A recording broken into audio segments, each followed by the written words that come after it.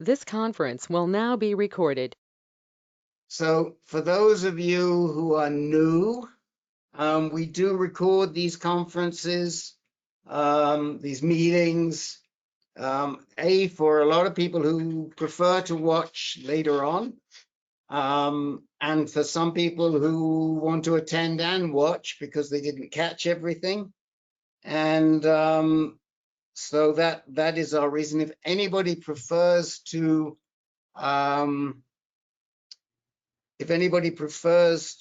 stay anonymous, they can let me know. They can change their name, and we will certainly respect that. I thank Ben for reminding me that we have to thank Bayer and Pfizer. Thank you, Ben. And I'm hoping that it's going to be more than just Bayer and Pfizer this year. It's looking good, but we're hopeful that we can get a little more than just Bayer and Pfizer to sponsor us. This is the high-risk recurrent advanced prostate cancer group at AnCan, and today's June the 6th. We have two new folks, 1.5 new folks that we're going to visit with. We have Peter Speak, and we have Brett, whose wife Karen was with us a couple of weeks ago.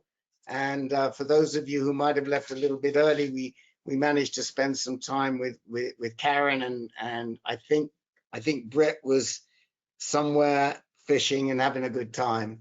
So and Karen did some great spade work for her husband. So Brett Bennett will be back to you. What I'm going to do now is go through everybody and see who would like some time tonight, and then we'll figure out how much time we have for Brett and for Peter. So let me start as I've got the names written down. So Joel, would you like any time tonight? No, thank you, Rick.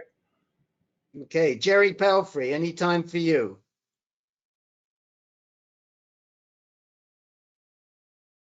Yes, please. I've got an update from Mayo. Okay, you got it.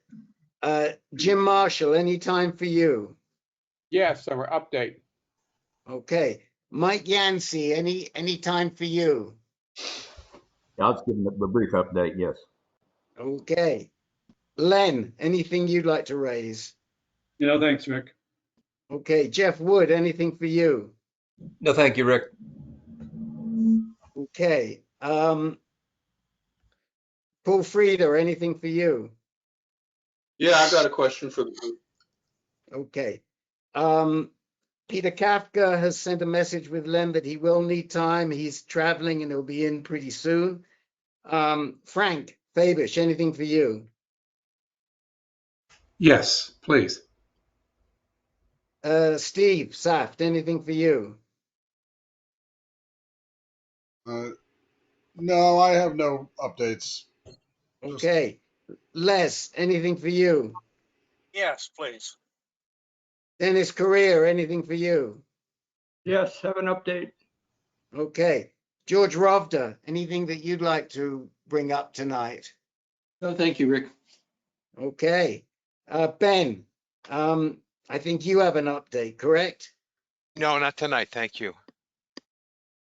Oh, but wait a minute. 2 weeks ago, you didn't have the results that we've been talking about. Okay. I can speak. Okay. Well, it's significant, I think. Alan Moskowitz, anything for you? Sure, I have a little update. Okay. Guys, you're going to have to keep your updates brief. Just looking at the number of people that I see here. Larry Fish, anything for you? No, thank you, Rick. Okay. Jeff Marchi, anything for you? No, thank you, Rick. Okay. Bob Snyder, anything for you? Mr. Snyder, anything for you? Okay. Rich, anything for you? No, not this time. Okay. Carl Foreman, anything for you? Well, I hate to say yes, but put me on the Okay, list. that's all right. Stan Friedman, anything for you? I'm okay, Rick, thanks. Okay, Bruce Chapman, anything for you? No, thanks, Rick. Okay. Joe Gallo, anything for you? No, thanks, I'm good. Ken, is that Ken Anderson? Ken? Yeah, sorry, Rick. I don't need any time though. Okay, thanks. Okay, but we know it's you. Thanks. Pat Martin, you said you do. Russell but Hoover, it can wait till Russell next Hoover. week. It can wait till next Okay. week, thanks. Well, we'll try and get around. Russell Hoover, anything for you? Nothing tonight, thanks. John Birch, anything for you? Not tonight. And George Denyon, anything for you? No, thank you. And I will make an exception because he's a board member and because he's back from France and I haven't seen him. And Mr. Muslin is with us. Anything for you, Mr. Muslin? I'll give you a 30-second update. Okay. Thank All you. right. And is that you? Is that caller 02 you? Of course. Yes, sir. Okay. Okay. You're not speaking with a French accent between you and George Rovder and Herb. Half this group has been to France in the last month. Well, the good news is being from Chicago, I don't call it France anymore. I call it France like you do. France, okay. All right. So we will kick off with Brett, and Peter can speak and hear how we do this, and then he'll be ready and we're kicking off with Brett because his wife is right there, and we've asked her a lot of the questions before, and she'll be able to help him.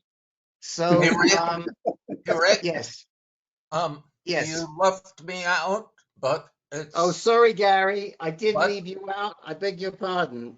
But I need no time, thank you. Okay, sorry. I did leave you out. Did I leave anyone else out? Yes, it's Al Latimer. You missed me too. Okay. And did you need time out? Yeah, I could use a quick update. Okay, so I'm going to leave you to the end because I think you came in after the 10-minute cutoff. So No, I was there about 5 of. You were there 5 off, then definitely. Peter, I've got you. You're on the list. And I've got you, Al. We'll make sure we get to you. Okay. All right, let's start with Brett. And so Brett, we're going to ask you a bunch of questions, and then we'll come back to you at the end, and you will tell us if you've got anything. I'm trying to find you on my screen here, and I can't see you, but once you start talking, I'll find you. Oh, there you are. Yes, thank you. Oh, the wave. Okay. So, how old are you? How old are you, Brett? 67. 67. And you live in Seattle, correct? Correct. And when were you first diagnosed? I had a biopsy taken in June of 2017. And what was that? What did that biopsy show? 3+4. And what was your PSA level? It's just slightly over 4. Okay. And was there anything unusual in the biopsy? No, it's I guess they rate them by how much non-differentiation there is and so forth. So there's nothing irregular except for it was uncomfortable getting having it done, as we all probably know. Yeah, I think we all know that one. And how many calls were taken and how many were positive? I think a total of 12 probably. Yep. And most of it was on the right side. And it varied lengthwise. I'd have to look up the actual document. Mm-hmm. Do you remember how many were positive of the total 12? No, I don't. Though I could look Okay. that up. Don't worry. Yeah. Fill that in We'll at the come end. back to it. And then where were you treated, or what doctor were you see? I am assuming this was a urologist. Where was the urologist? I've gotten all of my healthcare pretty much from the University of Washington Medical Center. Okay, so would it have been Seattle Cancer Care then, that cancer center that you found this at? Umbrella.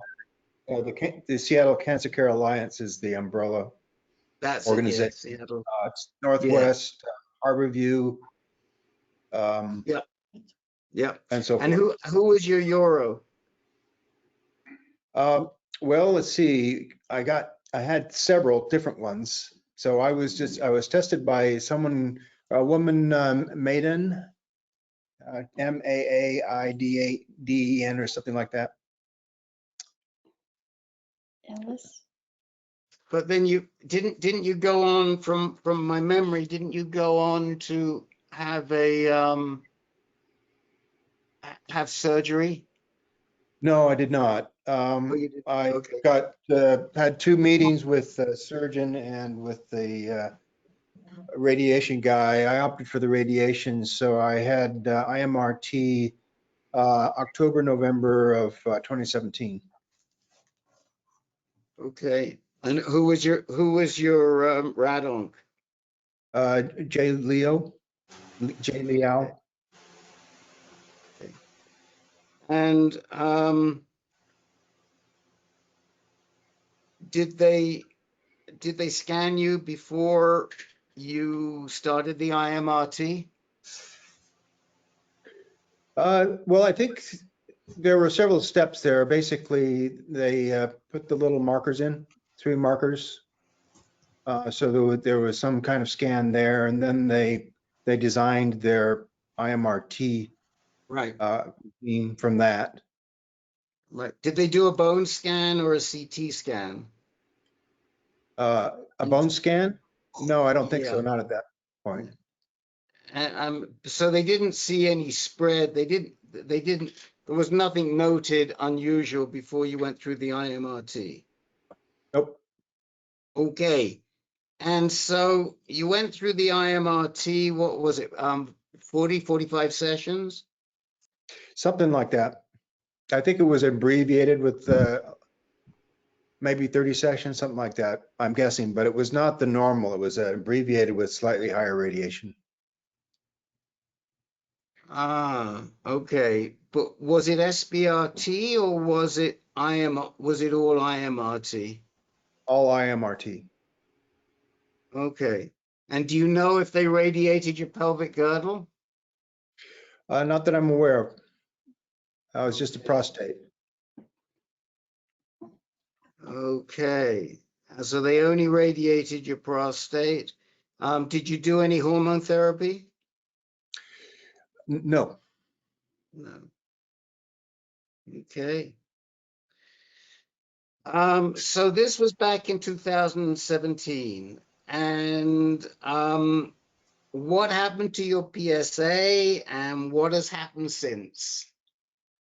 All right. So my nadir was 7.5. So that was shocking. And the person I was talking to said, well, it might be part of an infection,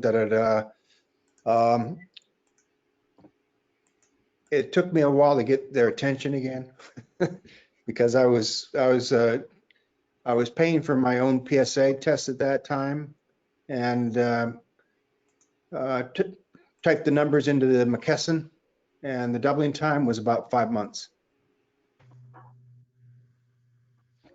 Let me just stop you. So you said that your PSA was around 4 when you were diagnosed.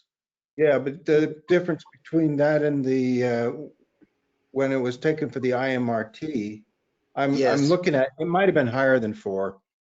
Yeah, Maybe that's my mistake. I've just got some notes down here, that's okay. but it was a fair bit higher. It was around 10 or 11. Okay, so it was around 10 when you did the treatment, and it never got lower than 7.5. Is that what That's you're correct. saying?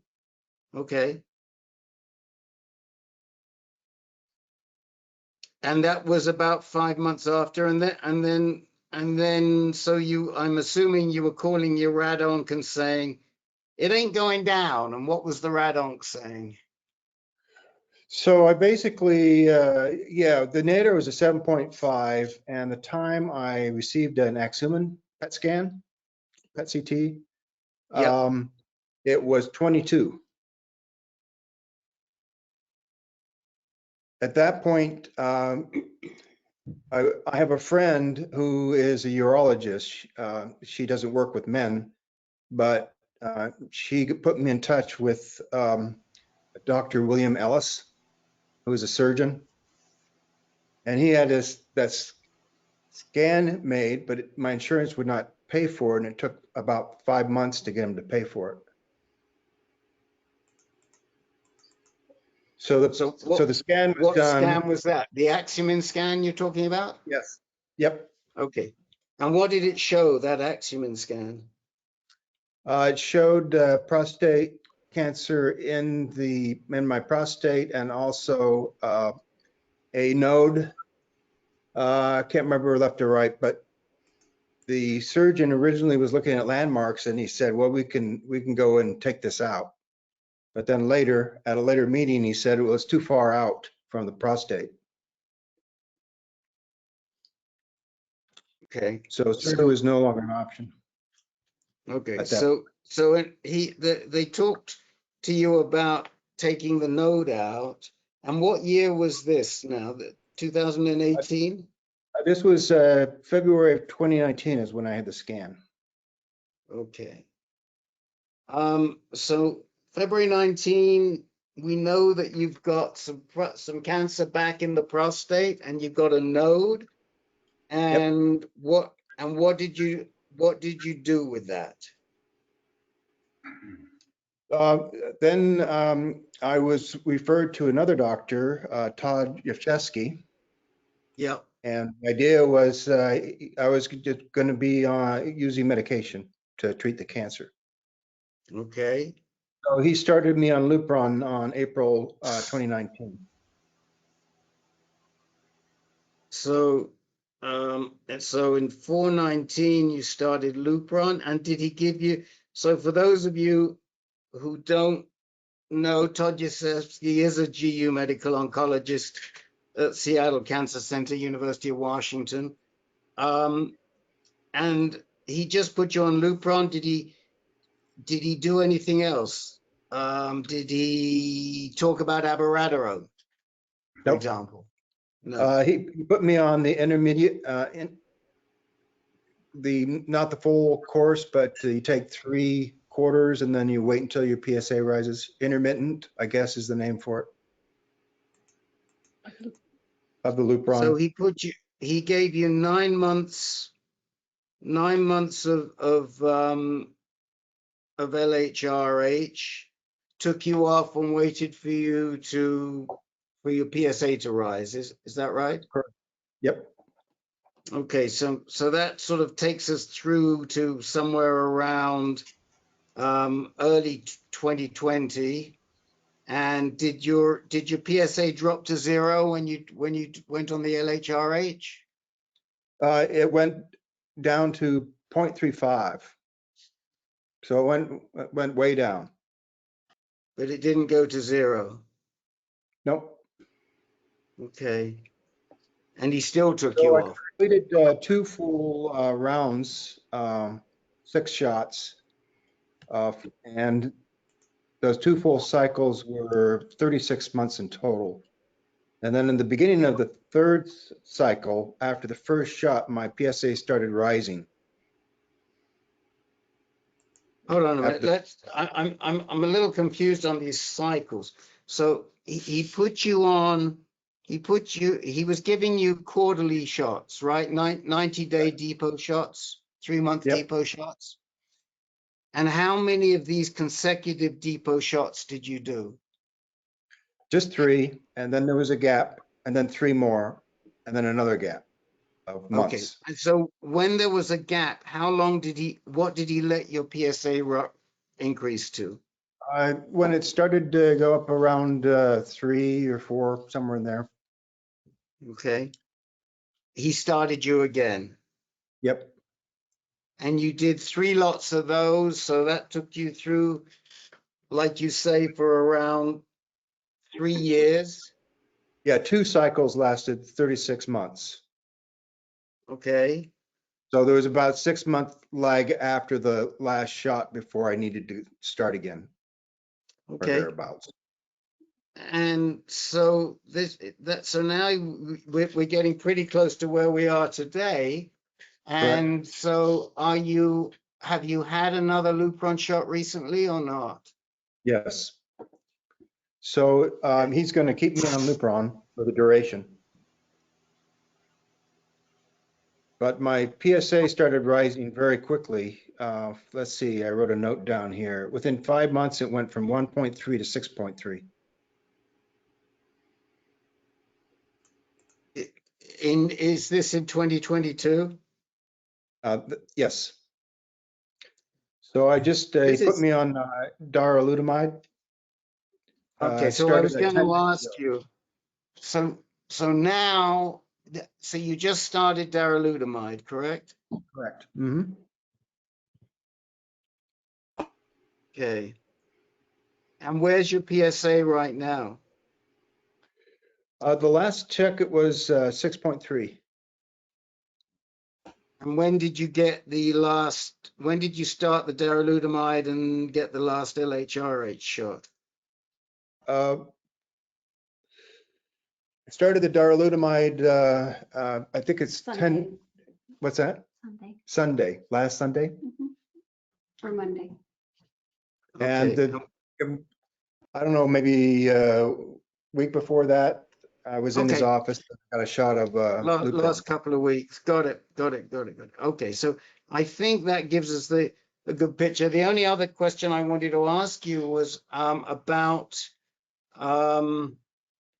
if you've had any type of testing done of any sort, either genetic testing for an inherited mutation or if you've had your tumor analyzed. Yes, I did went through the genetic testing, came back negative. And I did go down to UCLA to get a gallium PSMA PET scan. Gallium. Yeah. Gallium, whatever it is. Yeah. And did that, where did that show the lesions to be? Same place. Prostate and a lymph node somewhere in my pelvic area. Okay, I think we have all the background for the guys. Did you have any questions you wanted to ask us? Because I think the gents may have a few things that they might suggest you take back to Dr. Yashevsky. But did you have anything for us? No, but I'd be interested in hearing what other suggestions people may have. My understanding is that this guy is really good, at least by reputation. So let me start with Len, because there are some similarities to the treatment that Len's done, but not total. And I think he may have a couple of thoughts as to what he did or what he might do if he was in your boat right now. So Len, you want to kick the ball off? Sure. So Brett, did you talk to your doctor about radiating the whole pelvic region, or did he talk to you about it? Did he recommend you see a radiologist? Yes, so what happened was I kept pestering my doctor, Yevchesky, that if we know where the cancer is, why don't we treat it in place? And what that would look like from what feedback he was giving me is I would get cryosurgery in my prostate, and then they would do SBRT to radiate the lesion area. And they were all ready to go, but that was before my PSA started to rise. And then I was told that it's too late.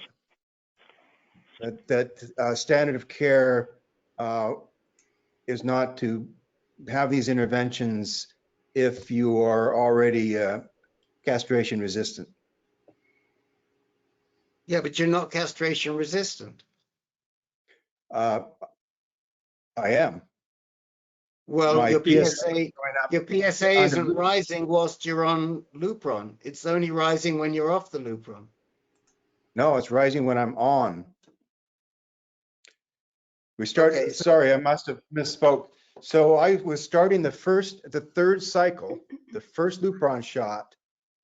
And a month later, I had a PSA test and the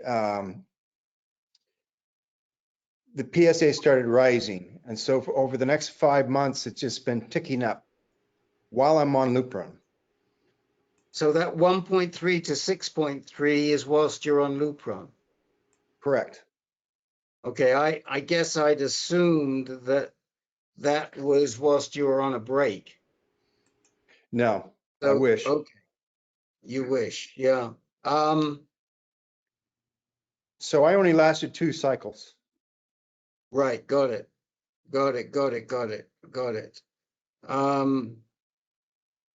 Okay, Len, you want to, you other thoughts? Yeah, I mean, I'm not sure I've ever heard that if you're castrate resistant, that means you're not eligible for radiation. However, it may not be necessary now that you're on both Lupron and darolutamide, because that's a systemic therapy which should mitigate or diminish the lesions no matter where they are. In my case, that's what happened. I even had several bone lesions back in 2019, and I went on darolutamide, and I became undetectable. Wow. Within a year. That's great. What was your doubling time? Well, before I started darolutamide, you mean? Yes. Let's see. I think it was about every 4 or 5 months. Okay. So you responded very well to it. I did. So let me ask, I'm sort of keeping an eye on the clock here, given we've got one other gent and a lot of people. Sure. I have a couple of other ideas, but anybody else want to raise anything here?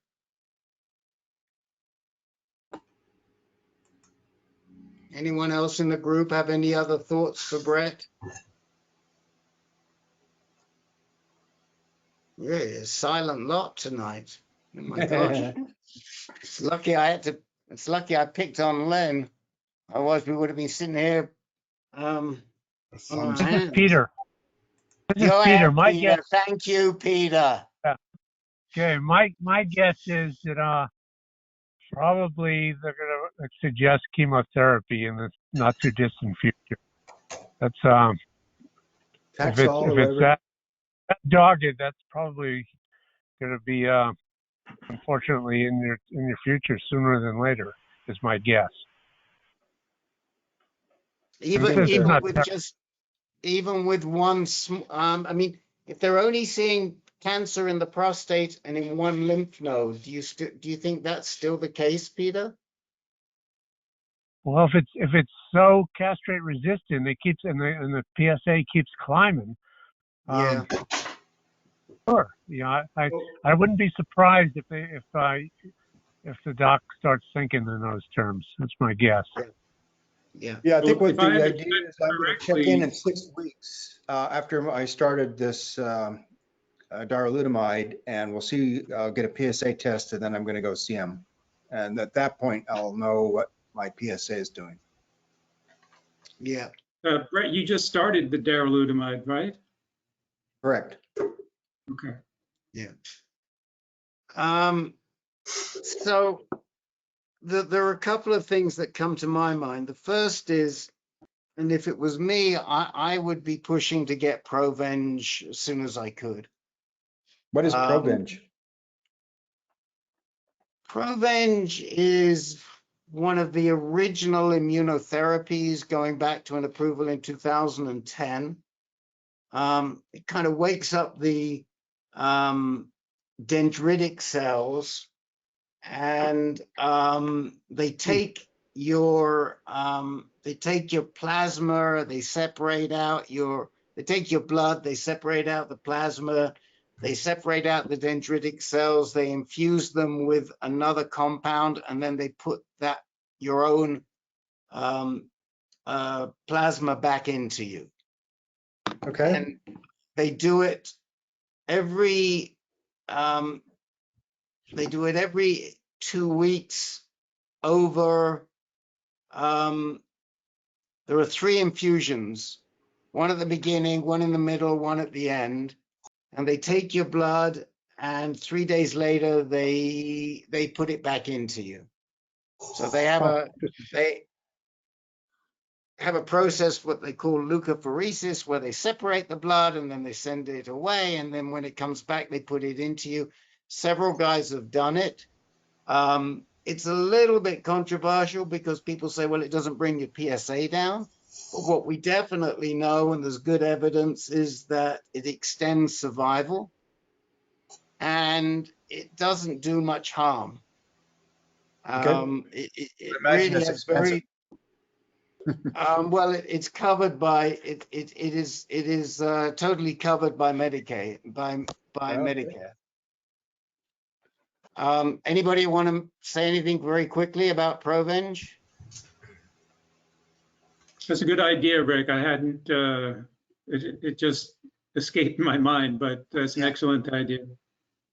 So I would definitely be talking to Dr. Yashevsky about Provenge. I tend to agree with, I mean, it's just a puzzle to me why they've never radiated your pelvic girdle. And, you know, we at this point, even in metastatic men, will radiate their prostate if the prostate's never been treated. And if you have metastasis, which they can still see either in the prostate or the prostate bed, I would be wanting to talk to, maybe get a second opinion from other radiation oncologists as to whether they would radiate you. Okay. That's never been mentioned, but I can certainly bring it up. So I would definitely ask for a second opinion on that. And I probably would seek that second opinion from Mac Roach in at UCSF. And if Mac, R-O-A-C-H, first name is M-A-C-K, Mac, Dr. Mac Roach. And I think that if Mac was of the mind that radiation was appropriate, I would consider it. And if he wasn't, I'd accept what they're telling you up in Seattle. But that's the second thing. And then I think you just have to wait and see how the darolutamide does. Yeah. Yeah, I mean, I looked at the research on it. It looks like about 2-year extension before progression on average, more than standard of care. You know, it's hard to say. Len's been, how long have you been on darolutamide, Len? Well, since September of 2019, so I was at about 3 years. And actually, I'm on Prostate the study I looked at, the average, and it's the one that's part of their publication, is 40 versus 18 months to progression. So you're doing really well on it. Yeah, and don't forget, Brett, those are just medians. You know, you may be an exceptional responder or a good responder, so you could do much better than that. I hope so. And the other thing, Brett, that Len did, and he's treated by Dr. O.H. who Dr. Yashevsky will know at Mount Sinai in New York, is that Len did monotherapy. So even though he's sort of switching back and forth, he's really only done for much of that time. He hasn't taken any Lupron shots. He's only done darolutamide.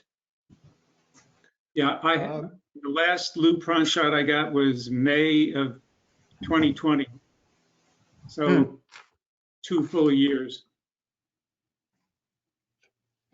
I suppose that makes sense. I mean, they're both drugs have the same intent, and that is to eliminate the binding of testosterone to the surface of the prostate cell. And one works at the supply and the other looks at the demand. That's a good way to look at it. You must be an economist. No, I'm a science guy, so I like reading about all this stuff. Okay. But thanks for the forum. I appreciate it. Okay, well, look, we've given you a few ideas. Provenge, possibly getting some more opinions on whether radiation could be appropriate. The monotherapy and what have you. There's a lot that goes on in these forums. There are a lot of very smart people that are our brains trust here. So just keep coming back to us, and we meet every week. Come back, tell us what was said, and if you've got questions, we'll help you out in trying to answer them, or trying to find solutions, or trying to find evidence to take to your docs. Excuse me, Brett. Sounds great. Yeah.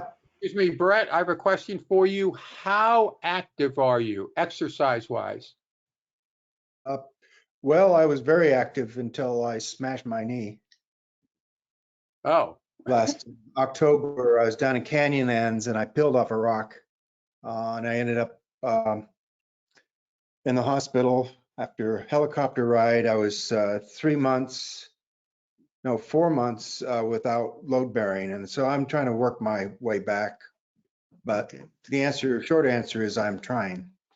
So let me just say, I'm going to interrupt because we've got to get through one other gent here.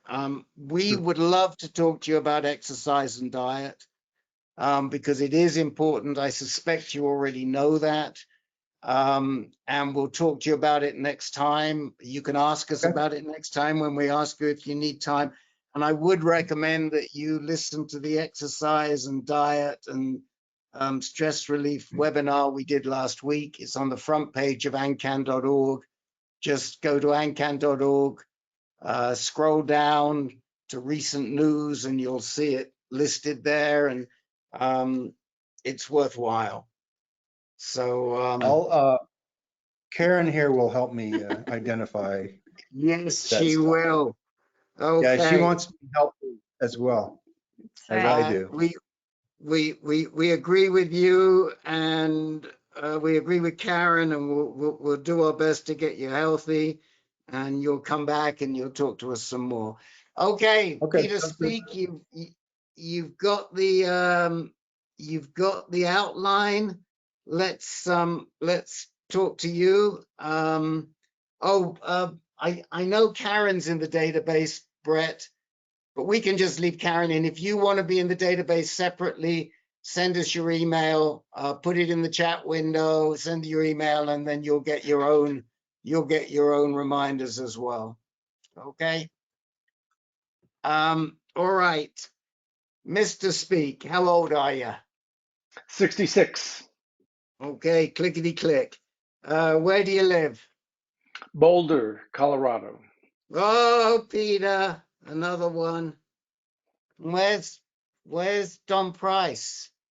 I think he's on vacation. We haven't seen him for a while. We got a few Boulder people. Peter, When we, Peter and I spoke yesterday quite a bit. oh, okay. So you're on top of this one, eh? That's why I suggested he's join tonight. He's got an unusual situation. Okay, how did he find you, Peter? He's a close friend of one of my best friends for 50 years. Okay, it's all coming together here. When were you first diagnosed, Peter? About 4 years ago. Okay. And Gleason score, PSA levels, what did you learn at diagnosis? PSA levels have always been, relatively normal. They weren't high. I was diagnosed with a Gleason 7. I had that reevaluated at Johns Hopkins to a Gleason 8, and that was on just the right side. After a fusion biopsy, I did a saturation biopsy in Denver with Dr. Crawford. And I did the saturation biopsy in preparation to potentially and ultimately do a cryo treatment. The saturation biopsy found 6 tumors. One was an 8. I think 2 were a 7, and 1 was a 6, and 1 or 2 were precancer. The precancers were on the left side. All the cancer was on the right side. And I did a cryo. My PSA dropped to 0.35. It stabilized at about 1 and was stable for 2+ years. And then the last, 2 or 3 quarters, it's been slowly rising from a 1 to a 2.35. So we were kind of going, I did a prostate MRI, which I was doing annually. I did my last one in January. It was clean. I did a PSMA in Denver in March, and it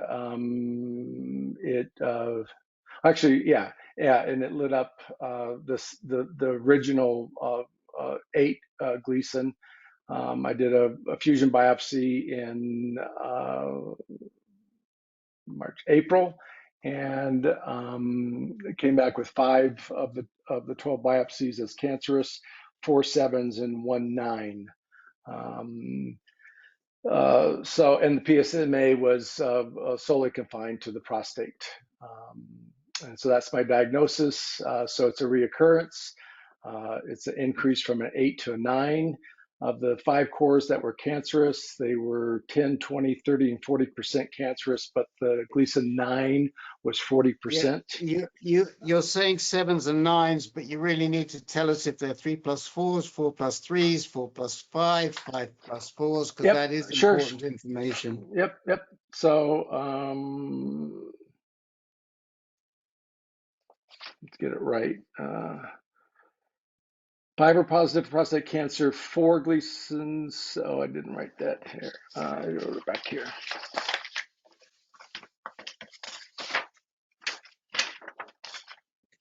So you'll look for it. So let me just summarize. So originally you had 6 positive cores in the saturation biopsy, 4. all on one side, and some were 7, some were 4+3, some were 4+4s.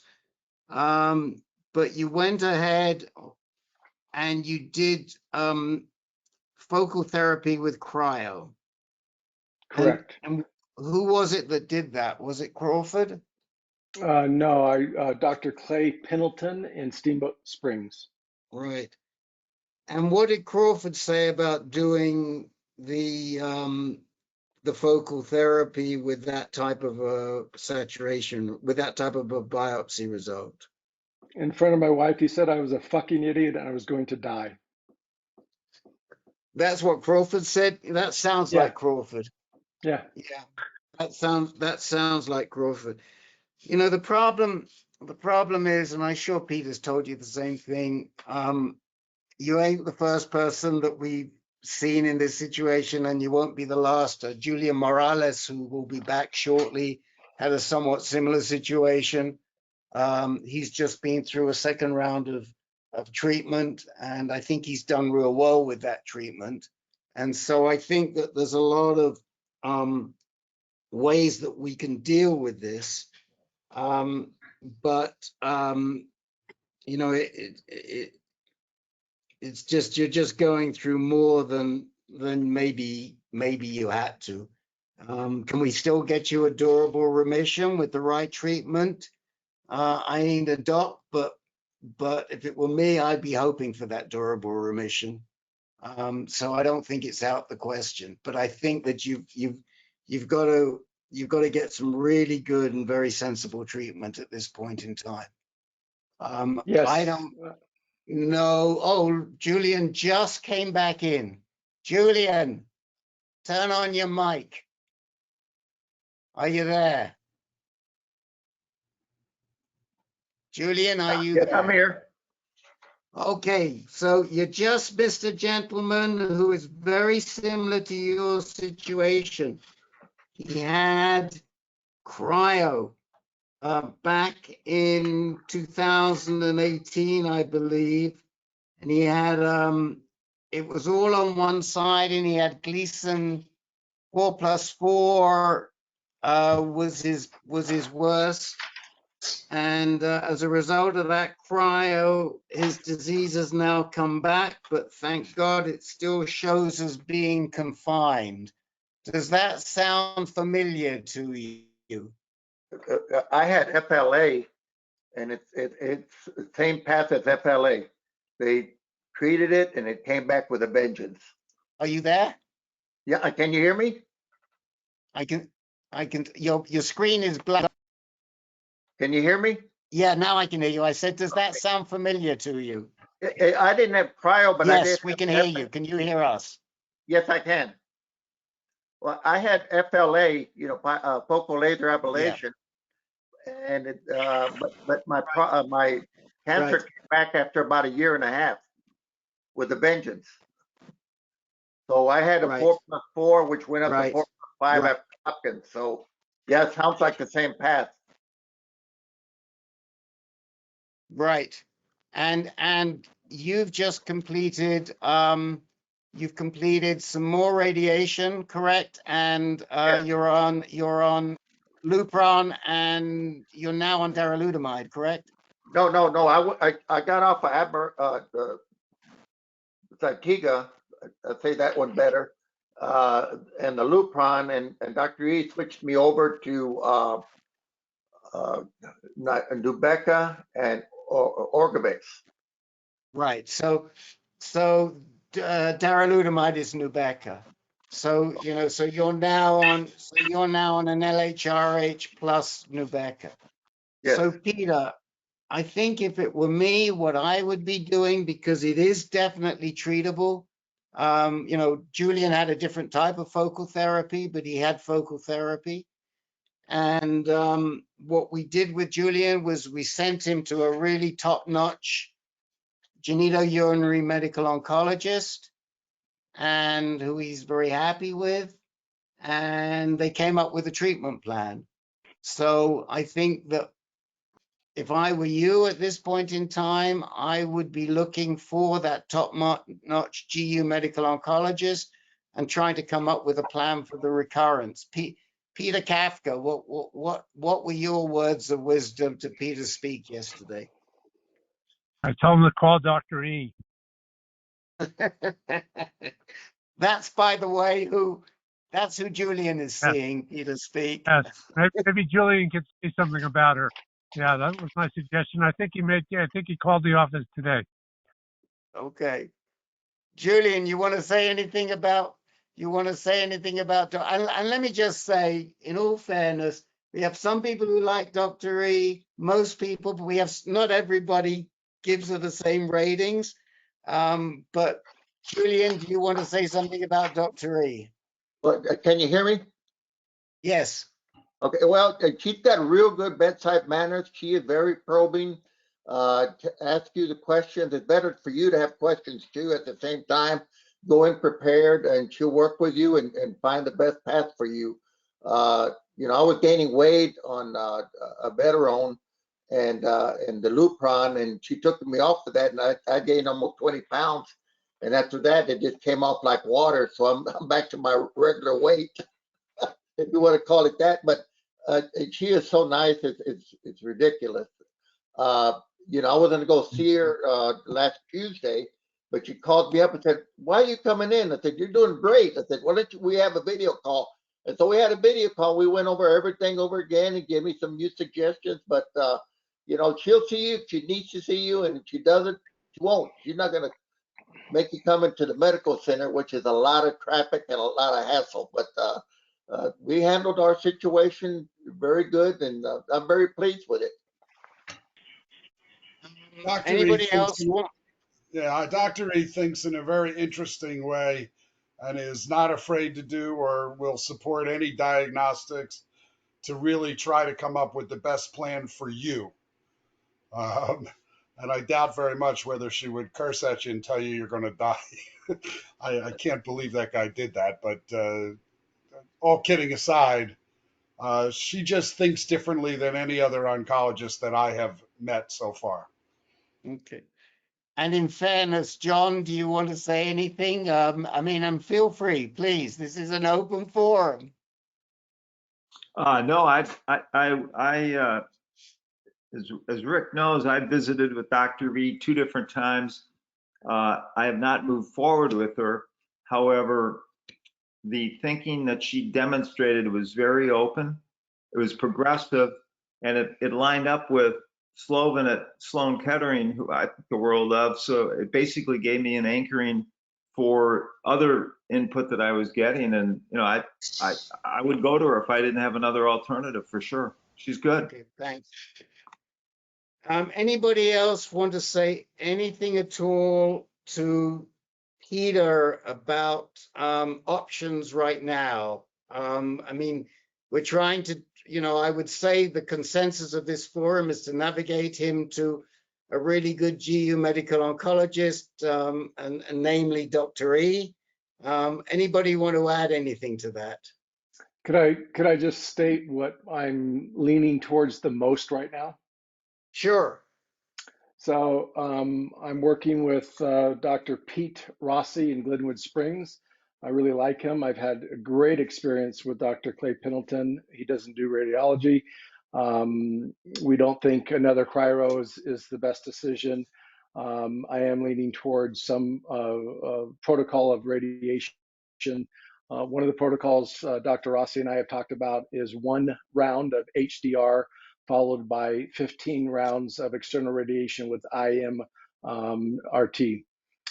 So that's what's at the top of my list at this point of my process of trying to decide what to do. And that's exactly what I did, Peter, is that HDR brachytherapy boost and plus the radiation. And is Dr. Rossi talking to you about any hormone therapy?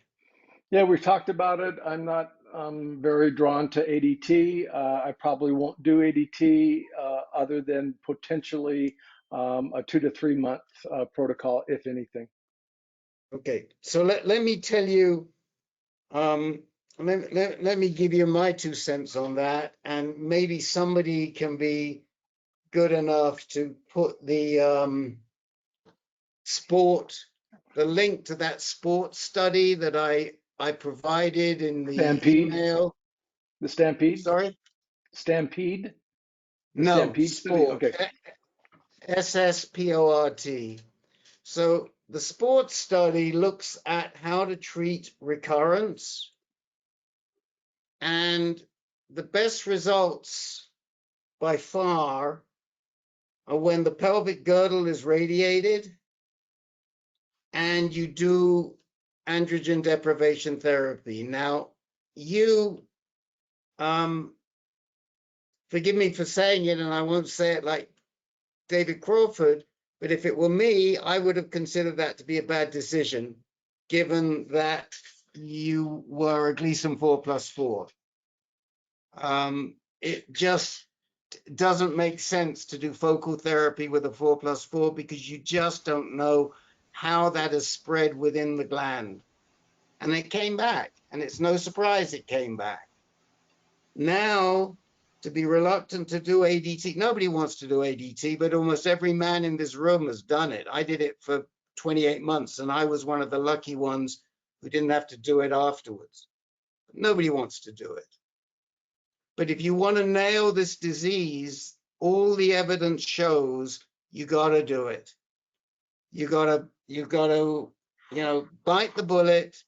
You got to do it for the period you need to do it for. Hopefully you'll be able to get off, and that period might be 12 months. It might be 24 months. Everybody wants to get off of it. But if you don't do it, it comes back. And each time it comes back, it's harder to nail. And we can say to you right now, you could get a durable remission. We could nail this, and it could be continuous. It may never come back. You wouldn't be cured, but you could get a durable remission. If you don't do ADT right now, it'll come back, and you won't have the option of a durable remission. And you'll be dealing with hormone therapy for the rest of your life. So this isn't medical advice. This is my own, what I decided myself and what I know is being suggested by the studies. And as much as we'd love to see you get out scot-free with a little bit of HDR and 15 sessions of IMRT, I'd go in full bore right now and just try and nail this. So Len has been kind enough in the chat window to put the sports study, to put the link to that sports study in there, Peter, so you can look at it later. Mr. Rick, a comment here. The comment is, anyway, I have been on the ADT for 57 months. It isn't something to fear. Okay, I have been active. I have not actually slowed down except for the age. So it isn't that bad, provided you do some things. Yeah. So I regret not being more aggressive earlier in the game because I think studies show that, and Rick talks about sequencing all the time, and that being more, I didn't want to do chemo, and I tried clinical studies, none of which really worked for me. And I think that I would be in a lot better shape right now had I been more aggressive with treatment, maybe not throwing the kitchen sink at it, but I greatly regret not being reluctant to do either chemo or hormonal therapy early on. And I feel the same way, and I bet there's a bunch of other guys that'll tell you the same thing. Thanks, Rick, David. I just want to tell Peter, you are not the idiot. The idiot is the doctor who treated you with focal therapy when you had a Gleason 8 or 9 or whatever it was at the time. So, you shouldn't feel bad about that. That's all on the doctor, not you. No, it's not on the doctor. It's what I chose to do, what I wanted, and what I asked to do. And he agreed it was not standard of care, but if that's what I wanted, and I don't regret doing it. It bought me 3 years. I think there's been some good strides in the radiation treatments. Had I known now what I do, I probably wouldn't do it, but I don't regret it, and I certainly don't blame the doctor. Unfortunately, we got to move on because we've got a lot of guys that need time tonight. But with all that said, Peter, please come back. Please talk to us some more. Please seriously think about using some hormone therapy in your treatment. I mean, I would definitely have a session with Dr. E and see what she says. But I don't want to be speaking to you 2 years from now and, we're talking chemotherapy. I just don't want, we'll get you through. We'll get you through. Ken Anderson, why don't I give you the closing word here?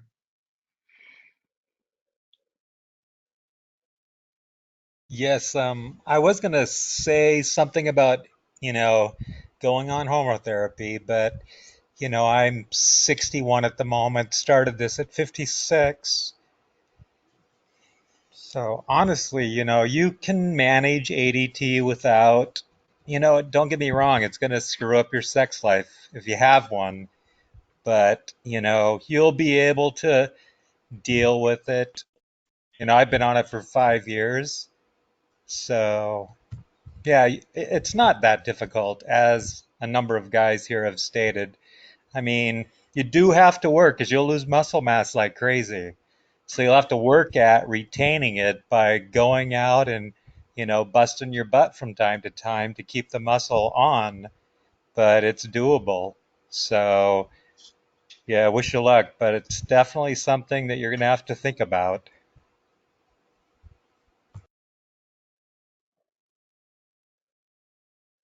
Okay. Thank you. Thank you. And Peter, I don't know if we have your email address. If not, please make sure Peter Kafka has it and we'll get you onto the list, or sign up to the list yourself. If nothing else, there's always good information in the newsletters each week, in the reminders each week, like this sports study that we just gave you, for example. All right. Let's go down the list and try and be as concise as you can today, because we've got well over 10 people, so we'll get through as many as we can. Actually, let me rephrase that. We'll get through everybody, but we may not get through everybody in the next 45 minutes. I'll stay as long as it takes. And let's start with Jerry Pelfrey.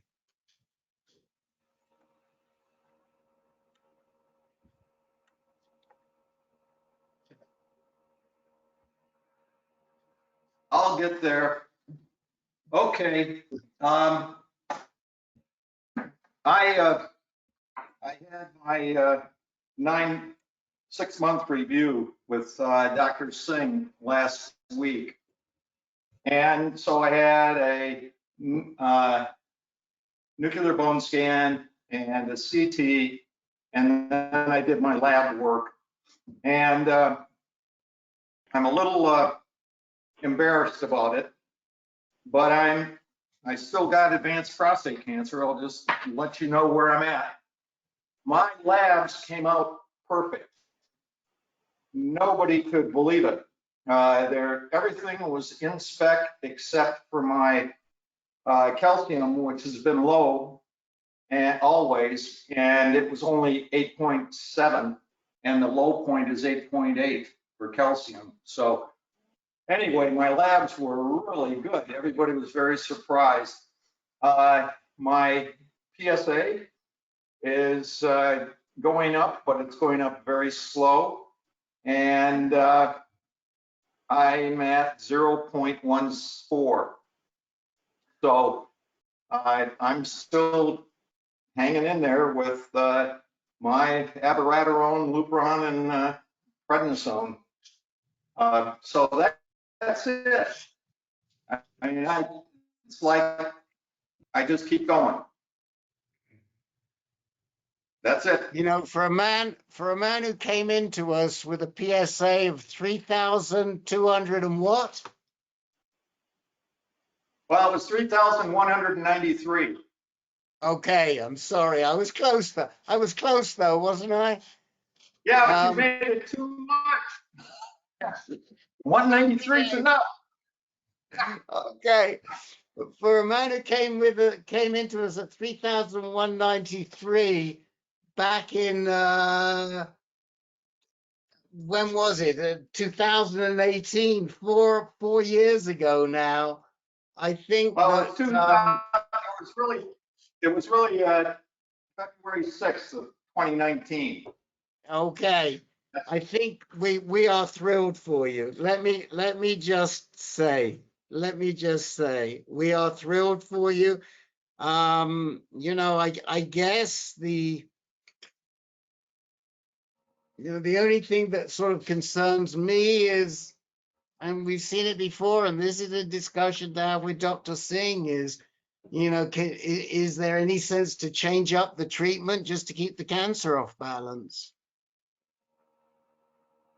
Well, that's not a bad idea. The thing that frustrates, well, first of all, the nuke med and the CT came out clear, but I don't hold any value in that, since obviously we know a PSMA scan is much more detailed than a CT scan. But I don't know. I think Singh's thinking is that until my PSA really starts to take off, stay with the program. You think I should mess around with it? Well, I mean, I just get very concerned when you've been on abiraterone for 3 or 4 years, 3 years in your case, that the cancer gets too used to it and then we can't find something afterwards. And I think that's the discussion I would want to have with Dr. Singh. Yeah. Well, I don't disagree with that. I've always been concerned about how many neuroendocrine cells I'm developing. So that's a good point. I'll let Singh know about that and see what he says. Anyone else What have would any you input? suggest to him? I What would you don't suggest know. going to? Well, we can talk about that next time because we don't have a lot of time this time. But why don't you ask him and let me throw it open. Anybody have any suggestions on this or thoughts?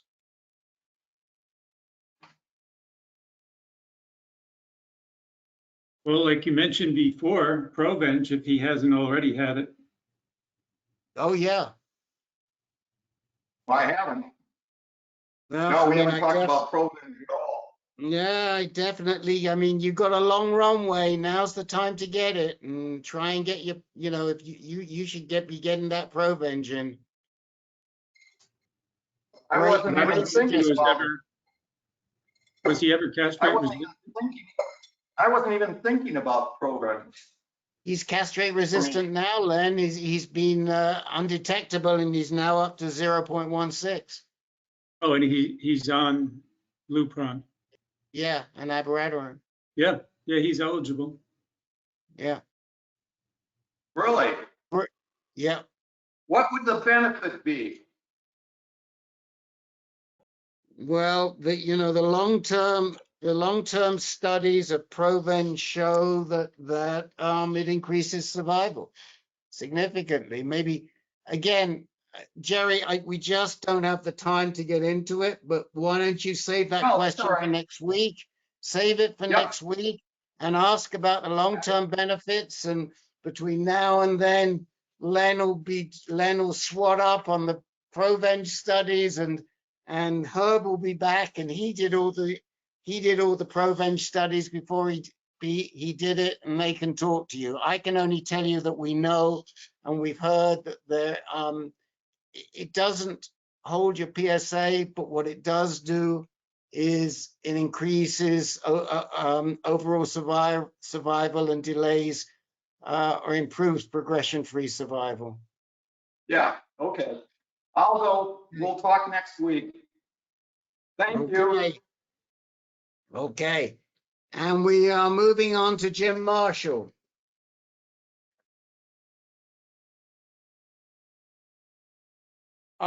Yes. Let's see, Emily. I have pen on, ADT,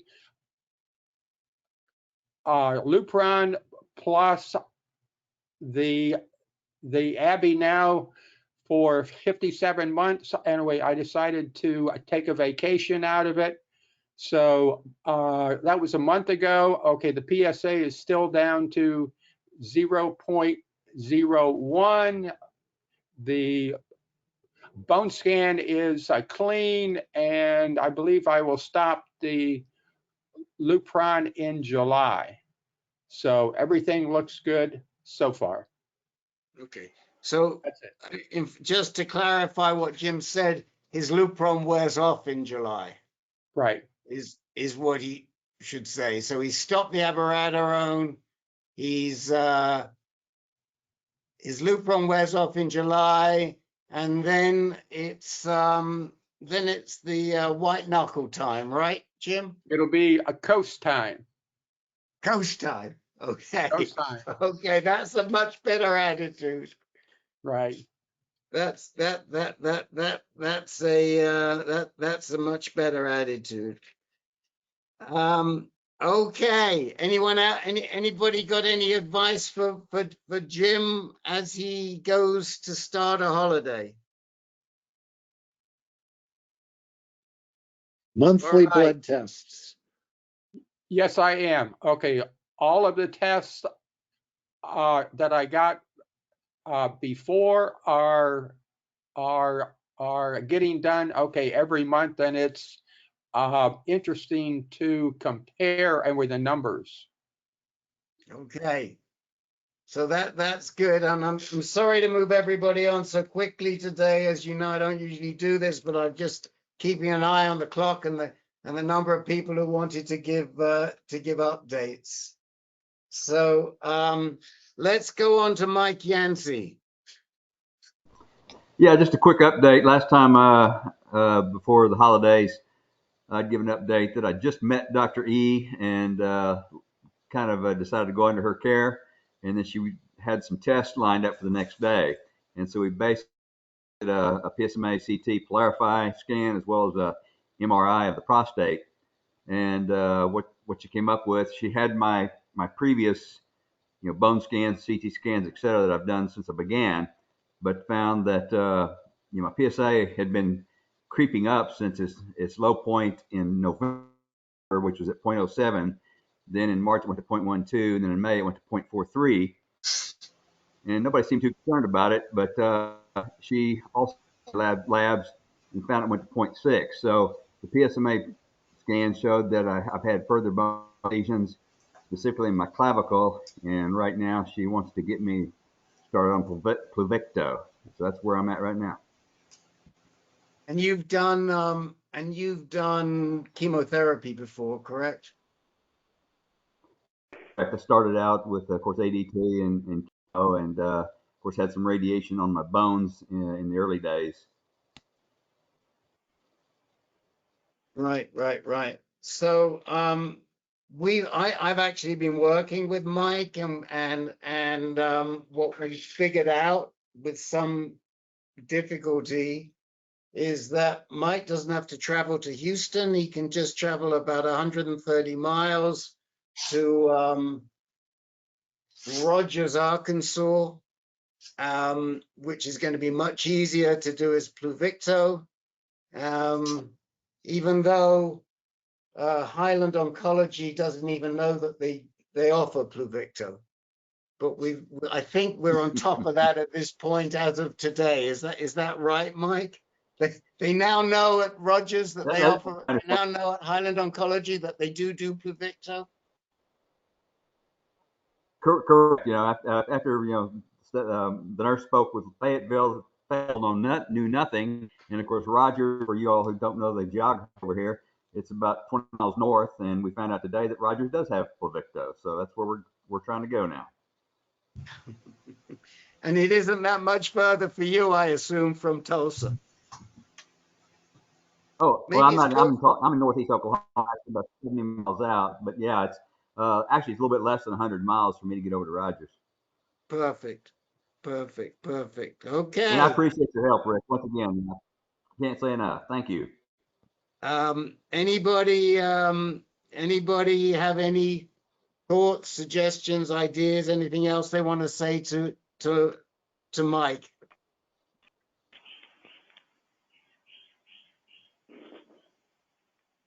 Okay, moving right along here, and Paul Frieda, what's on your mind? I wonder if anybody has any information or experience with Trimix for erectile problems. Oh, I think there's a few, but you know, we should be waiting until next week when Jimmy's back, because Jimmy's just been through this. And I think Jimmy spoke about it quite candidly 2 weeks ago. If you listen to the recording, check the recordings. But I think 2 weeks ago, Jimmy spoke at length about Trimix. So does anybody remember?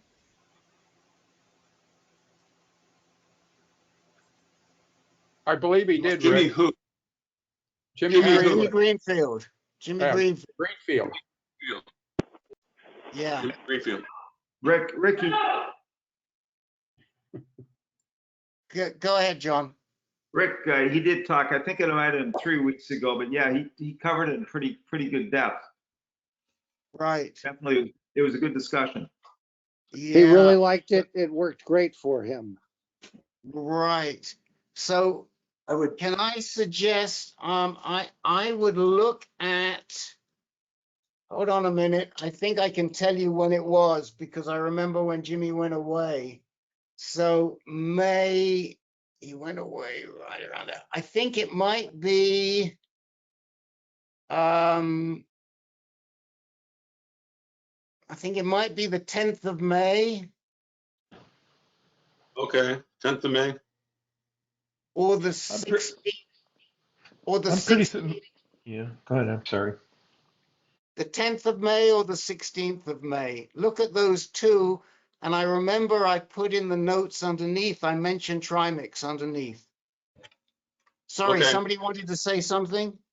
I was just going to say I'm very familiar with it. If you had a quick question. Go ahead. Was that you, David? Yes, sir. Okay. So, Paul, you know David. Yes, I do. Hey, Paul. Hi, David. You're up north right now, right? Yes, sir. Yes, Yeah. sir. So it works. For me, it works great. I like it way better than the pills. And once you learn the right amount to use, you'll figure it out. And it works great. And it's pretty good. So you recommend I try it? Absolutely. If you're not afraid of needles, if you have no problem with needles, you'll get used to it. And it's really not that hard. Just the thing he said about the right amount, I would recommend paying attention to. Start easy, or you'll spend 5 hours wondering when it's going to go away. Yeah, my doctor, what he did is he brought my wife in the office as well, and we did it together. And we tried we tried a one amount, and that was a little too much. I had to wait a couple hours there to walk out of the room, but it works pretty good. I wanted to invite every woman in the neighborhood over. Yeah, well, listen, whatever, it all works good, and it's not that hard. You know, some people freak out with needles. If you freak out with needles, it'll be hard for you, but you learn where to insert it into the muscle, and you have the right person show you and walk you through it. It's very easy. Thank you, David. Right. This is really helpful. And Paul, I think you have David's email address. If not, it's David M. It's David M at AnCan.org. David M at AnCan.org. So I'm sure, reach out. Jimmy will be more than happy to help you as well. He's a newbie to this, and he was very frank in talking about it back on the 16th or the 10th, whenever it was, and he'll be back. And we've got other guys that can support you, and that's why we're here, particularly for erectile issues like this. We're right here for you. I would just, hey Rick, I was just remembering, I think David and Jimmy were both off ADT as they're experimenting with the Trimix. And I don't know what Steven's experience is or situation is, but I just thought I'd mention that. So Jimmy's off the ADT. David is on and off. David, you're back on darolutamide now, aren't you? But no LHRH? Correct. Right. I was on Firmagod for 3 years and then started Orgovix a short while ago. Yeah, so Steve is on. And Paul's not on hormone therapy. But thank you, Jim, for pointing that out, Jim Barnes. Okay. Anybody else have anything to say? Okay. Thank If you have you. any questions, you're welcome. If you have any questions, just call David. All right. Yeah. Hold on a minute.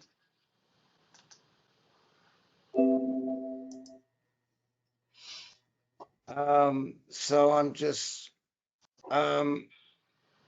okay. Frank Fabish. I'm here. A quick summarization. On my previous checkup with my doc in April, because of the side effects of enzalutamide, he took me off enzalutamide for 6 weeks. And I was having dizzy spells, balance issues, a couple falls, and also some memory issues. And during that 6-week period of time, I noticed a pretty good improvement. And he started me back on darolutamide on May the 19th.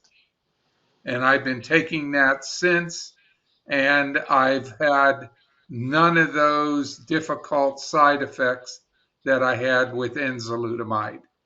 A few of my numbers were a little bit off on the last blood draw, so they scheduled me a week later for another blood draw, and I had that on May the 25th.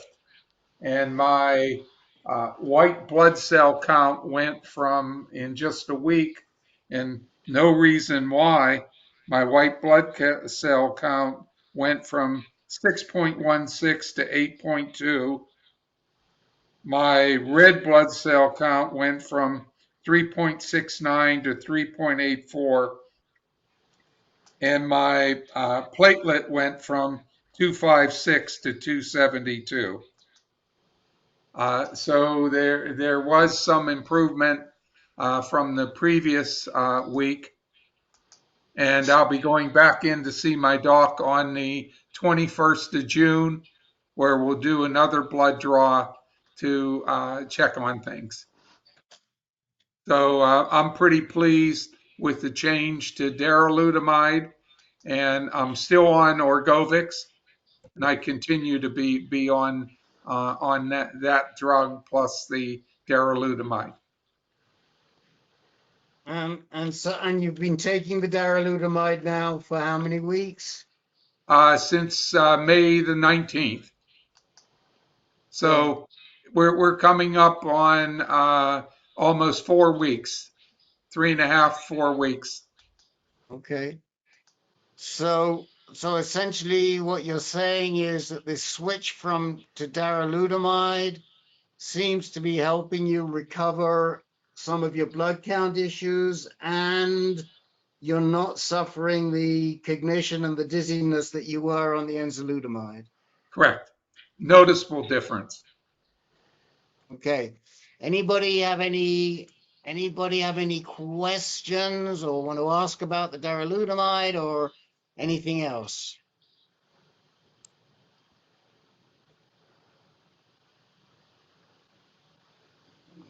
Yay.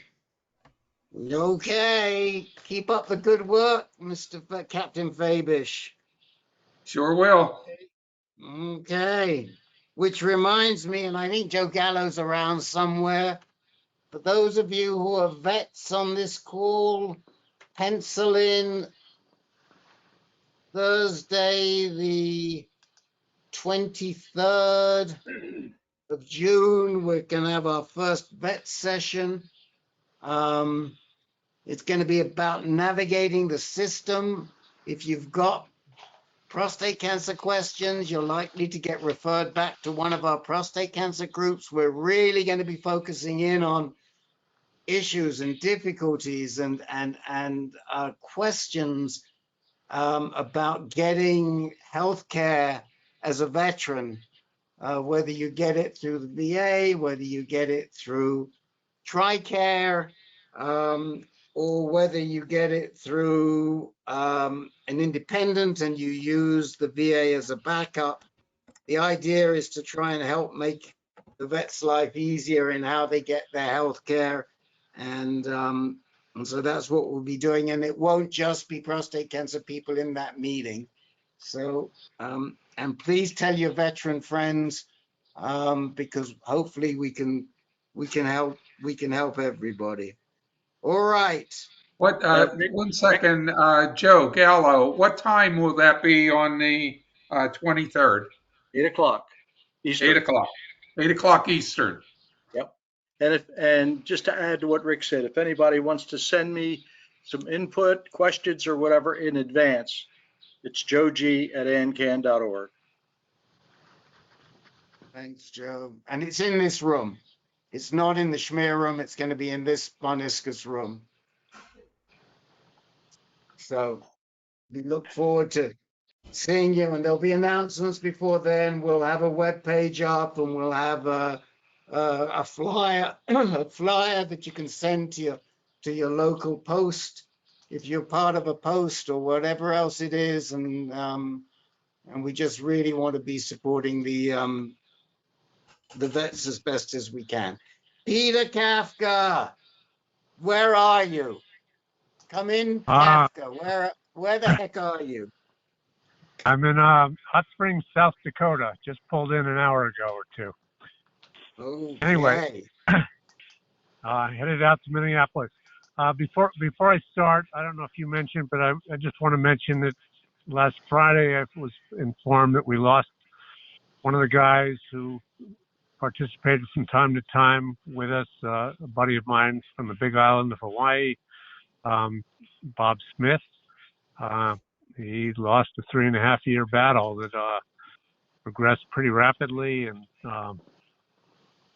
my heart goes out to his family. I spoke to his wife after she let me know what had happened, and he knew it was coming. I kept in touch with him. He knew it was getting down to the wire, and he fought a brave battle. And it's unfortunate, but it speaks to me always of the fact that in the islands and other places, there's just not much great care. I mean, in Hawaii, the state of Hawaii total, all the islands, we don't have a genitourinary medical oncologist. So, whenever I can, I just goad people to go to the mainland to try to get the best help they can. Anyway, so I just want to mention that because it's bad to lose somebody. Okay. Yeah, so that's it. I'm sorry I didn't mention it earlier, but really you're the right person to have delivered the news, and thank you for all that you did for Bob Smith. And again, our heart goes out. So go ahead with your issues, please, Peter. Okay, I'm not going to. I gave you a big, gave everybody a big review last week of where I was. I'm not going to go over all my details, this and that. I just want to update it. So I did a PSMA scan in El Camino Hospital in Mountain View this past Tuesday. Got the results. I knew something was up. And what it picked up was the same pesky implants that they call them implants that are in my peritoneal cavity that I did chemo the last time it showed up to try to wipe them out, but they're back again to some extent, as well as 2 lymph nodes that lit up on my iliac area, left and right. About 6 millimeters, 7 millimeters, something like that is what I'm thinking of by memory right now. So I'm going to meet with Mark Schultz on the phone a week from today, and I'll be in Minneapolis at that time, and I'm going to meet on the 20th with Manuel Antanarakis for a second opinion. And as I mentioned last week, there's a number of things I'm thinking of bringing up, but one thing that came to me since I got the results, and I don't know much about it. The only person I know that's gone through it is Les, and I don't know if I'm on the phone, so I don't know if he's on the call tonight or not. But whether I should put lymphectomy on the table. I'm going to go back on Lupron. That might knock things down, and I might not need to really consider anything yet. But I don't know much about lymphectomies, and if I only have two lymph nodes on my iliac crest in an area where I've probably already done pelvic girdle radiation in the past, and whether I should consider something like lymphectomies. Well, I think it's actually lymphandectomies. Right. Most of the time when we've seen lymphandectomies, it's been the first response to a recurrence. And that's certainly not your situation here. I mean, you're saying, well, they've radiated this area before, and yet we're still seeing what could we do next. And so a lymphandectomy in your case might be different. I mean, I will say that in most of the other cases that we've seen, they don't seem to do a lot of good. They don't really put the brakes on the disease. But the issue for you is a slightly different one because you're using it later in the game. And so I'll throw that one open to anybody else that has anything to say about lymphandectomy.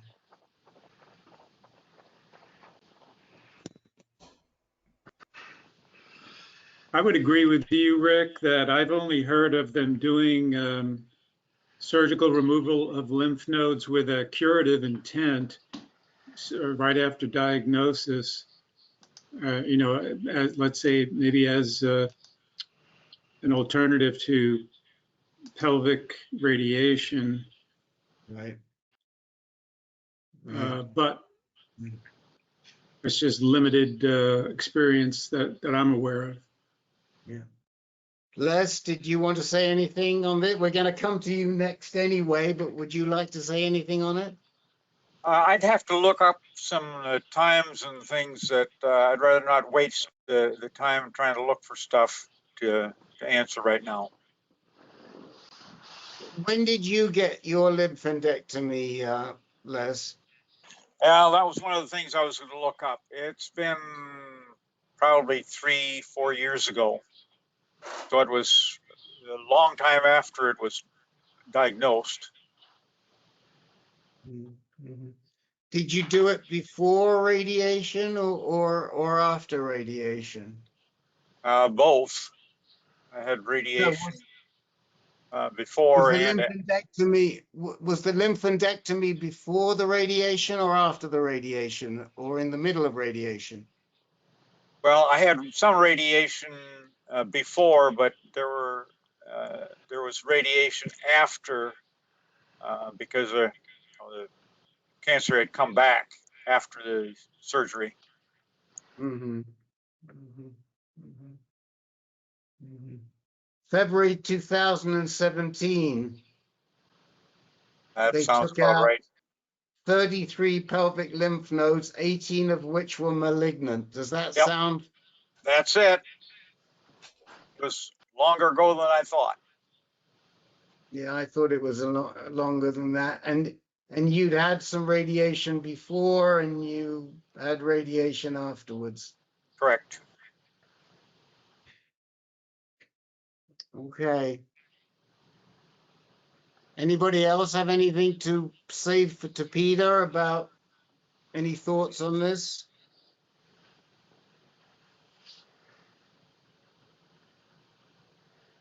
Well, Peter, drive safe.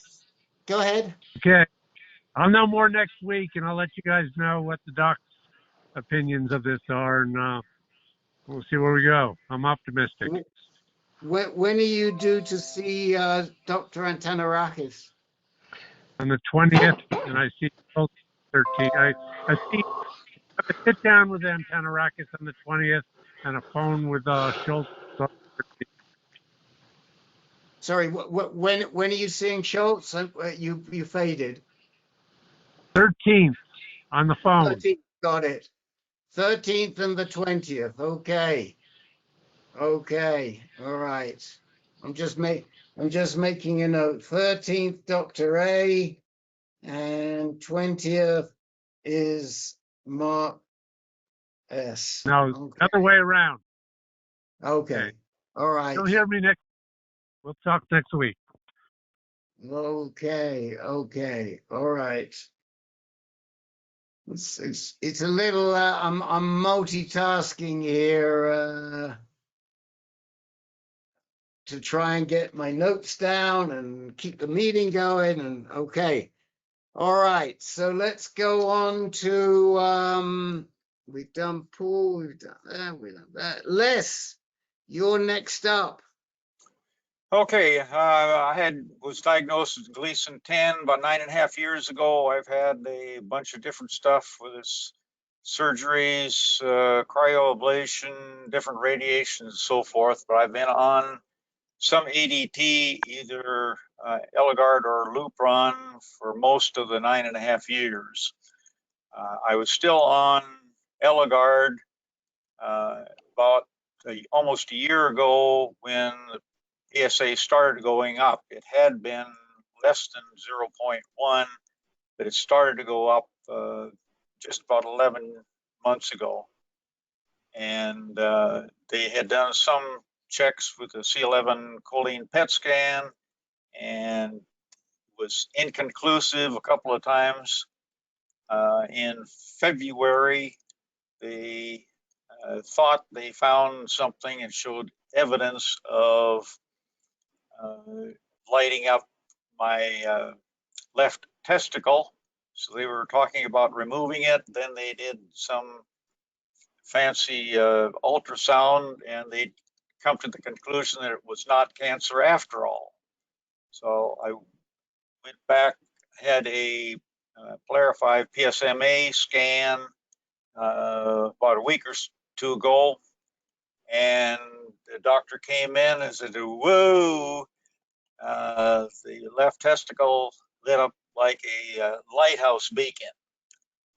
So they had concluded from that there is, in fact, a lot of cancer in the left testicle. So they are, of course, anticipating removal. It didn't make me too happy, but I guess that's the only alternative at this point. I'm going to be wondering what comes after, but we can probably cover that when after the surgery. I don't know of any other alternative to proceed with the surgery. That's about it. I mean, I guess in all these years, it's the first time that I've heard of the cancer showing up in a testicle, which is, I mean, I don't know why it wouldn't, but just never heard of it. Anybody else ever heard of a situation like that? We've heard of metastases in the penis, but not the testicles. That's right. Yes. Yeah, I haven't. Yeah. Isn't there a testicular cancer too? There's a testicular cancer, but it's not prostate cancer. Yeah, but it wouldn't show PSMA. Right. You know, the fact that it expresses PSMA, Dennis, is what makes them conclude that it must be prostate cancer rather than testicular cancer. Well, I guess I can always be glad that it was one of the testes rather than penis. Let me just say a couple of things on that, which is that we know a lot of people. We don't have a testicular cancer group, but we know a whole number of people that have had testicular cancer, and some of them are not just young men. I mean, I have the husband of my cousin, whose birthday was last week, was diagnosed with testicular cancer in his 60s. So, and I'd be happy to connect you to some of these people. Some of them are really great advocates. If you'd like, reach out to me and we'll talk about who we can connect you to. But I think the biggest issue, I don't think it's the surgery. People seem to sail through the surgery. You know, I think it's the issues around testosterone, but in your case, you're on hormone therapy anyway. Yes. So, you know, I'm not sure how great a difference it would make to where you are right now. Okay. One of the questions I was going to ask is apparently there's no one has experience here, but there's a guy that I know locally that had one testicle removed a number of years ago, and he had this pain that's lasted for years, this phantom pain that's still going on. That's like 10, 12 years ago, and it's still pains. But nobody had said anything about that, you know, at the hospital. So I don't know if that's something that's common or. I've never heard that before, but you know, what we can do is tie you into some of the guys. I'm thinking of Justin Bickler, who is a fairly vocal testicular cancer advocate, and see how often he hears it. We have other sources even closer to home that we can share with you, who I think would probably have more information. It may be something that's more prevalent. I don't know. I've never heard of ongoing pain. Okay. Has anybody else heard of ongoing pain after the removal of a testicle? I have a very close friend that had one testicle removed. He never had a problem, and he turns around and says to me, he's grateful that God gave him two, because his life was pretty normal. Yeah. So Thanks, that's on the positive side, Les. Okay. Yeah. All right. Thanks. All right, Rick. I'll get with you. So you can go on. Yeah, get with me and we'll take care of connecting you. Okay. Dennis Correa, you have an update. Yeah, it's good news. I just got some blood work done, and my PSA is now back down to less than 0.1. Okay. And so, you know, after 6 years on this roller coaster ride here, and I think I'm going to stay with what I'm on now with the Lupron and the Abby. It's not really giving me any more side effects, you know, than what I can deal with. So, and I think, you know, if I'd like to change up, I might talk to Singh about darolutamide. There's other stuff down the road with the lutetium, possibly if it starts to rise again. But right now I'm doing pretty good. And the other good news was I got a check in the mail the other day from UCLA Health, completely refunding what I paid for my PSMA PET CT scan last year in June. Wow. $3,300 check, so that was pretty nice. Oh my gosh. Yeah, they must have got paid through Medicare. This is Al Latimer. Yeah, go ahead. I was going to say, this is Al Latimer. I got the same check from UCLA this past week. Good. Wow. I mean, that's really great. We should have had a word with UCLA and gotten in for 10% there. We were slow on the uptake there a little bit, but that's really good. So I'm not sure why, but I think it's really great news. So let me just clarify with you. When did you restart the Lupron and the Abbey? That was after my visit. Restarted the abiraterone in November. And that's low dose. Okay. Okay. And then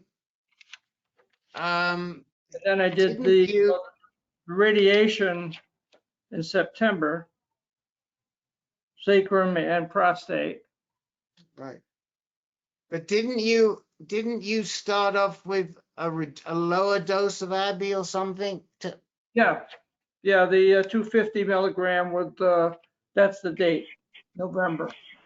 So I've been on that since November of 21.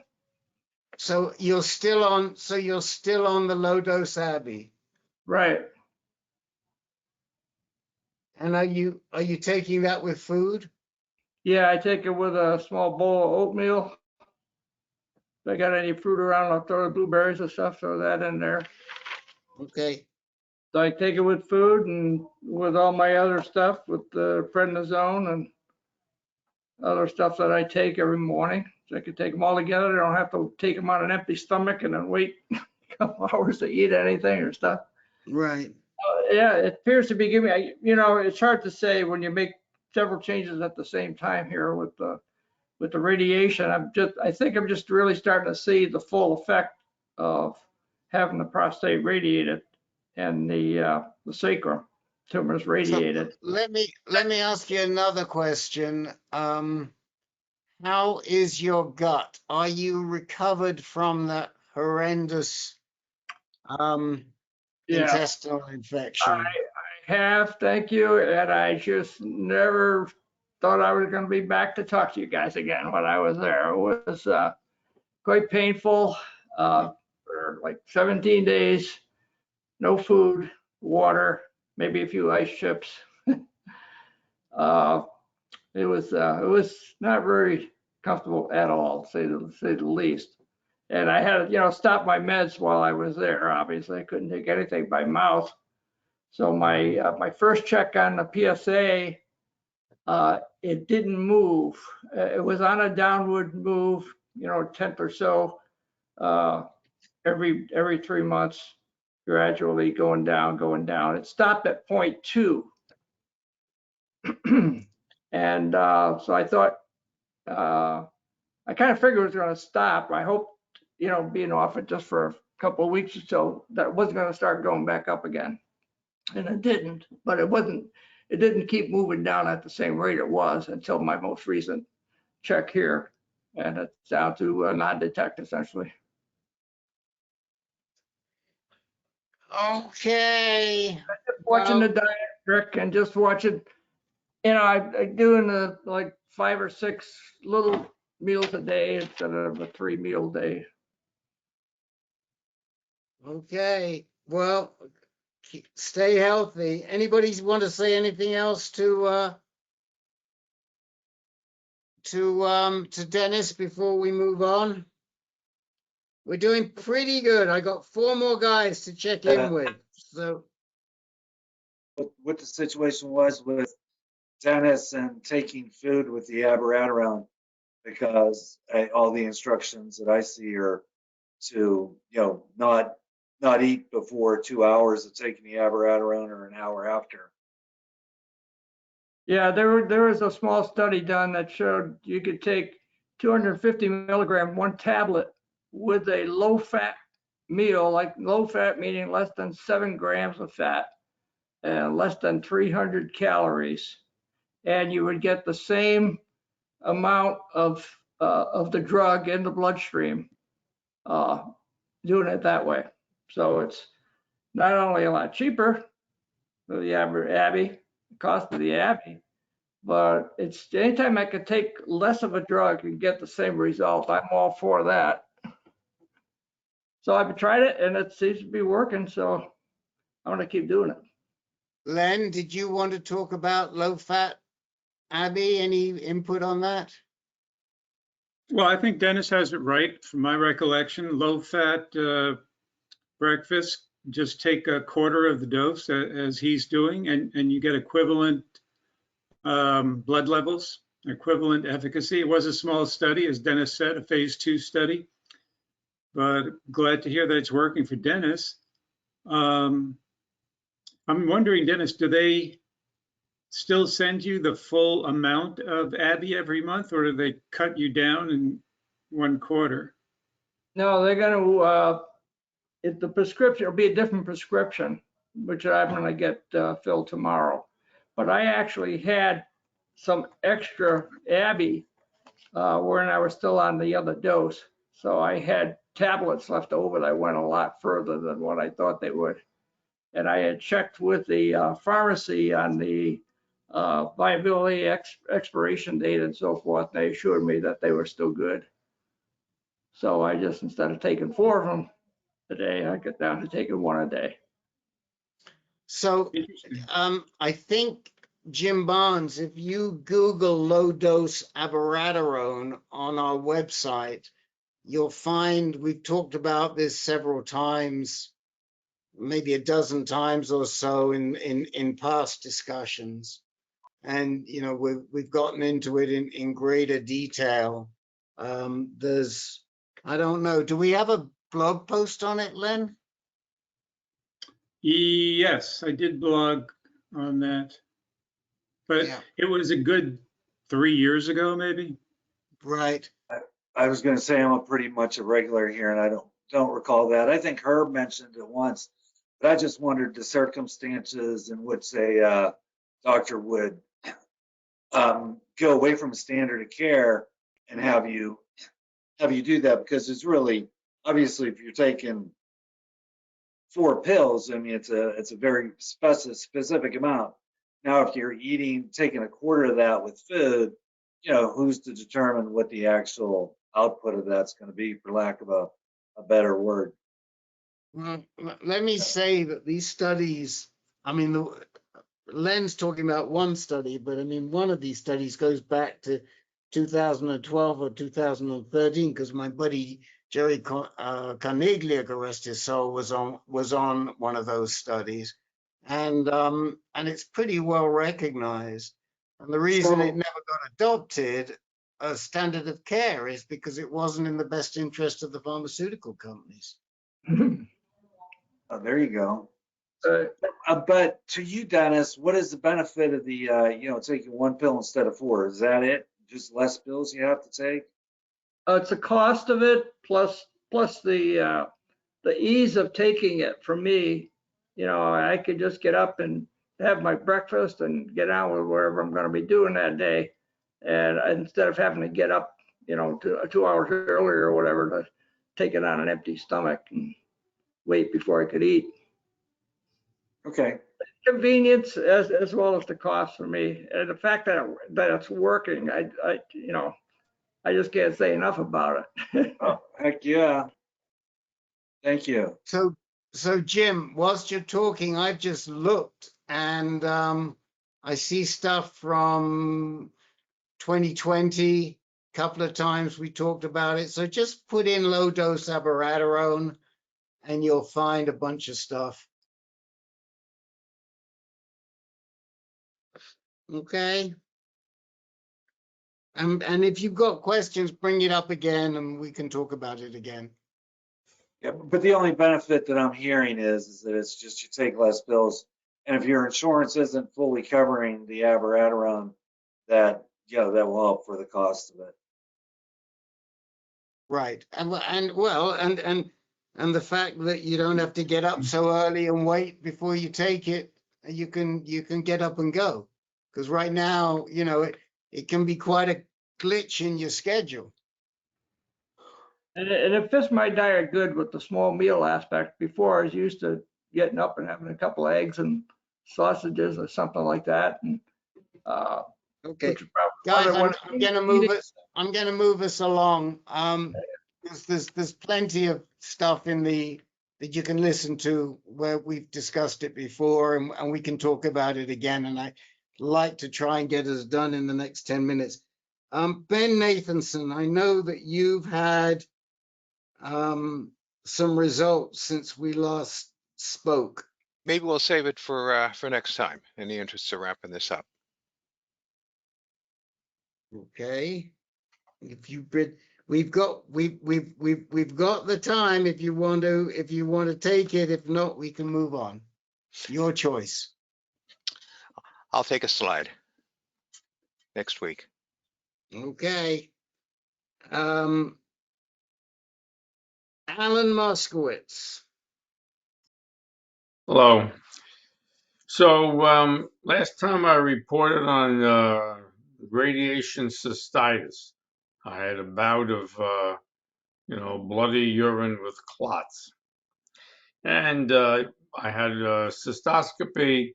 The urologist confirmed that, and he basically said, well, if it happens again, then we can consider the hyperbaric oxygen treatment.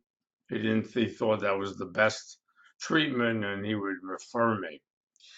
So I also said to him, well, I like to travel. I mean, I can't have this situation where, I have a blockage. And he reluctantly agreed with a little pestering that either he or one of the nurses would train me to do some catheterization, sort of in the case of an emergency. So the question on this, in some ways, it's like a time bomb. He said you can have this one episode and not have one ever again. He's seen that. He said that some people progressively decline and they have them more and more frequently, and it becomes problematic. And so I looked online, I did a little research and all, and, no one knows exactly what the trigger might be for any particular episode. And there's precious really little information about how to prevent it and sort of how to deal with it, except, just to sort of be careful and avoid, let's say, constipation. And I don't know if anybody has any thoughts on this. I just thought I would ask the group. I mean, do I just go on with my life and maybe carry some catheters with me in case I'm somehow stuck on an airplane and I want to avert or avoid an emergency landing? Is that how I'm going to operate? Because I'm not going to sit home. It just doesn't work for me. But maybe I have to sit home for some period of time to sort of see whether this recurs in 2 months, 3 months, or not at all.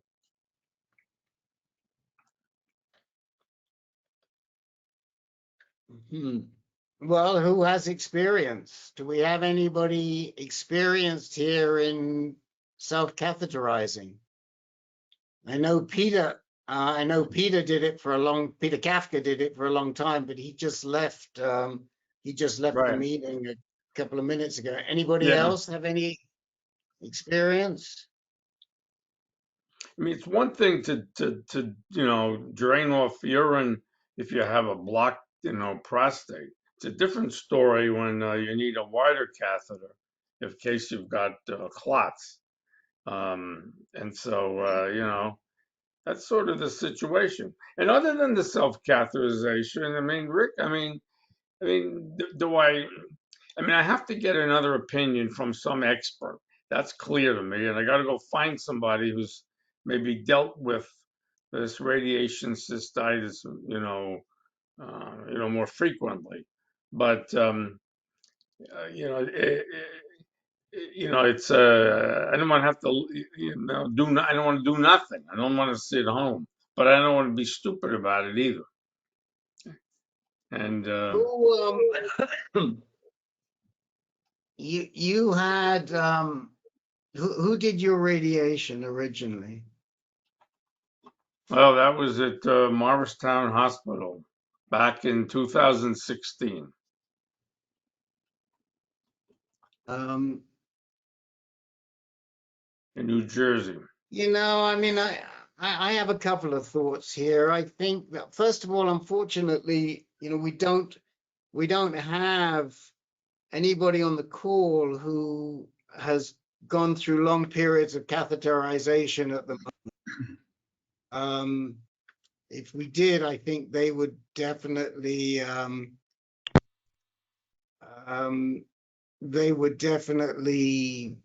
chime in.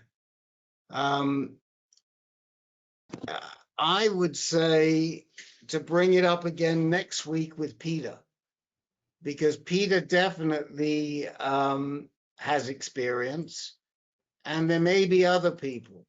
I mean, we've had people. I mean, I think of Professor Bill, God rest his soul, who had significant issues as a result of his treatment. But you know, it's hard for us to tell you what to do if we don't have the experience. I would say, if it were me in your shoes and your medical team, I'd talk to Dr. O and maybe take a referral with Steve Kaplan. Did you watch Steve Kaplan last week? I only watched part of it. It didn't seem entirely relevant to my situation. No, but I mean, he's going to have experience in terms of catheterization. That's why I'm thinking. Right. So, but forget the catheterization. That's the easy part. The question is, you know, with large clots, catheterization is not trivial, and you know, I mean, Rick, So you said let me ask you, Alan, what is it? How? I don't know how we can help you. We understand the problem. Yeah. Let me ask it this way, Rick. You said you were also periodically had blood in your urine, but you go flying around. You don't take any precautions that would say you could come down with clots or find yourself on an airline, right? And you can't urinate and you're in extreme pain, right? But you're not worried about it. Let's put it that way, right? That's what I'm getting at. Yeah, I mean, well, you know, I have blood in my urine many times, but I never had an issue where I got a clot if I'd had a clot like you have that blocked me up, I probably would think twice about it. So, you know, Right. I can't put myself in your position. You've got to be talking to people who have had this happen to them. I mean, Sylvester's a good guy to speak to because he had this issue. He's had issues, but he's not on tonight. Peter's a good guy to speak to because he had issues. I mean, we can only tell you, everybody deals with this themselves. And you know, for me, it never was serious enough. And I would just say, it's probably from, you know, the radiation or it's from exercising too hard. And I won't worry about it. And if it happens, I'll deal with it when it happens. So would I go around with a bunch of catheters in case? Probably, I'd say, yeah. God forbid something happens, I'll go in the bathroom and I'll catheterize. Right. All right. That's fine. All right. That's all I need to know for now. I'll check in with some other guys. You know, I think talk to some other guys, and I think you need to speak to a urologist who can, you know, maybe put some numbers on this for you. Right. And you know, maybe it isn't Kaplan because he's not dealing so much with people who are post-radiation. Maybe it is, but he's at Mount Sinai. O's at Mount Sinai. Len, what would you say? Yeah, why not consult with Dr. O? Maybe he can refer you to a urologist if he doesn't want to handle it himself. a urologist at Mount Sinai, and yeah, I'm sure it happens all the time. Guys ask questions like this. Yeah, I updated him on my situation, but I didn't point blank ask him, how do I move forward? So maybe I'll have to do that. He just acknowledged, okay, yeah, you had this, and that was it. All right, I don't want Okay, to take up any more we got to time. keep Let's going go here. ahead and move Carl on. Foreman, you had something. Yeah, as I've been waiting here for my turn, and I appreciate you, Rick, going overtime for all of this, but I've been agonizing which question to narrow it down to. And I'm having such a hard time because there's a number of significant items that I needed to address, and I thought Peter might be able to help me because he had the combination of Jeftana and carboplatin. I had, and I won't be around next week to attend Tuesday's meeting. So the quick of it is that, so June 1st, I had my 6th round of the chemotherapy. And I am finding that as time goes on, the side effects are getting more significant, at least initially for the first 24, 48, 36 hours.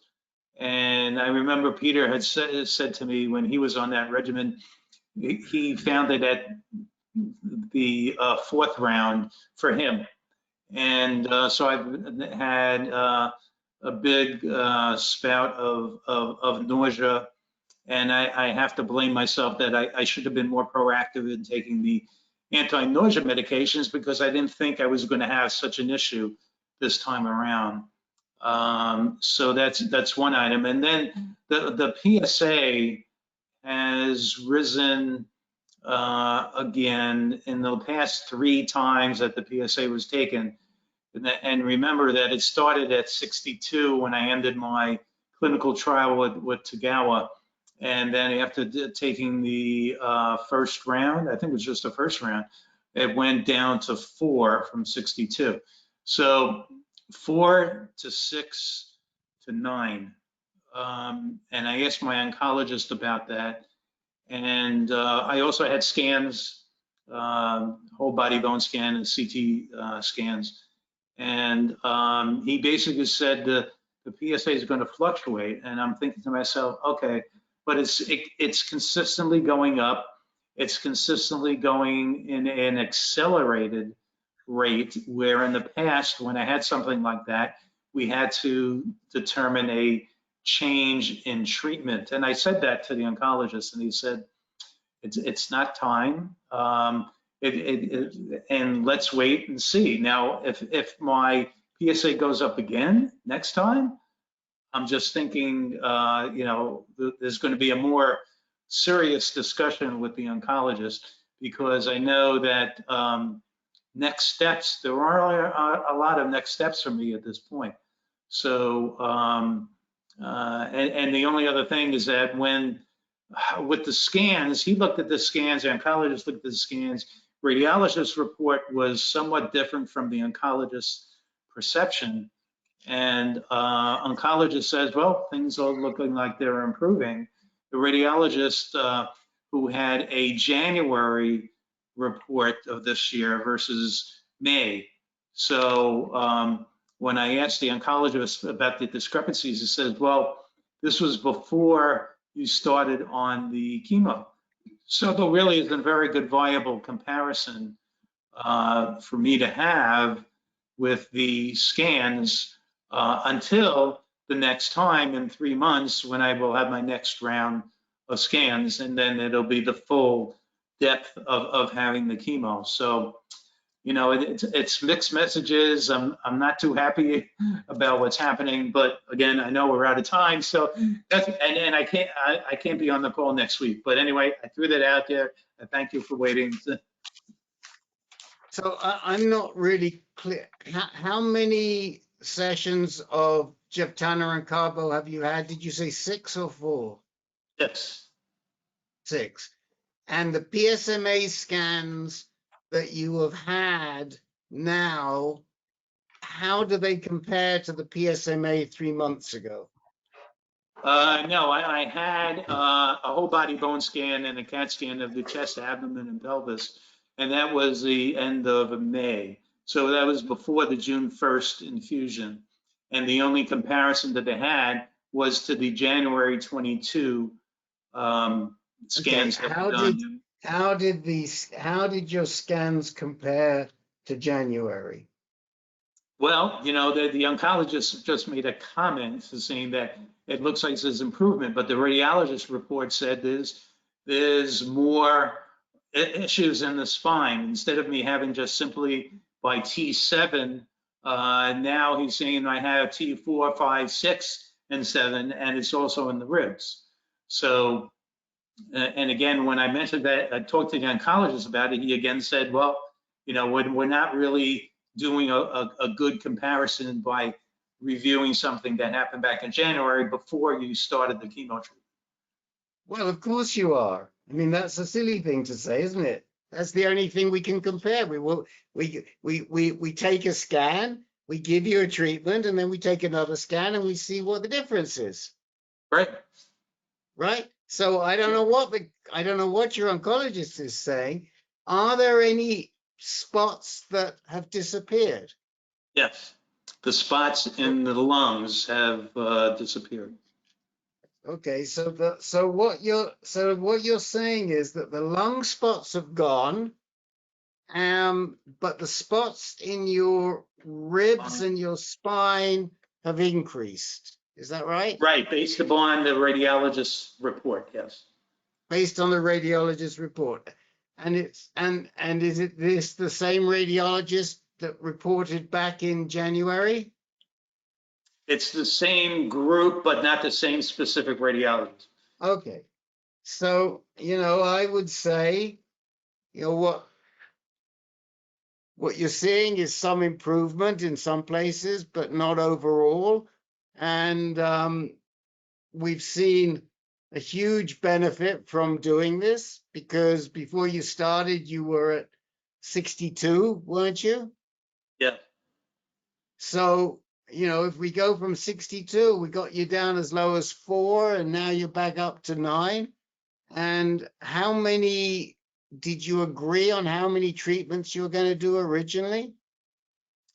He said typically it's 10 treatments, but he expected or anticipated it would be longer than that. Okay, well, I mean, like 10 sounds an awful lot.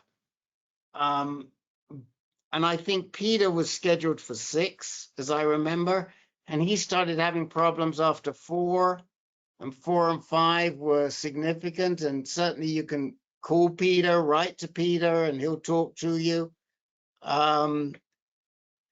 You know, personally, I think overall this is a win. The question is, how long do you go for and when do you stop? Ken Anderson is on the line. He's a good person to talk to about that.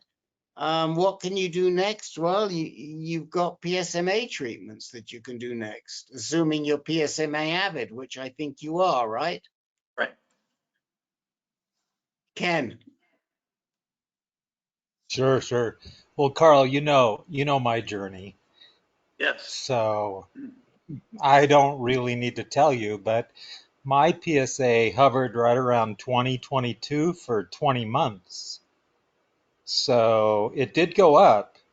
You know, at month 9 it went up, and it's kind of gradually plateaued at like 20 and stayed there for 20 months. And I don't know, I continue to bang on it until you and your doctor decide with blood work that you can no longer do it any longer.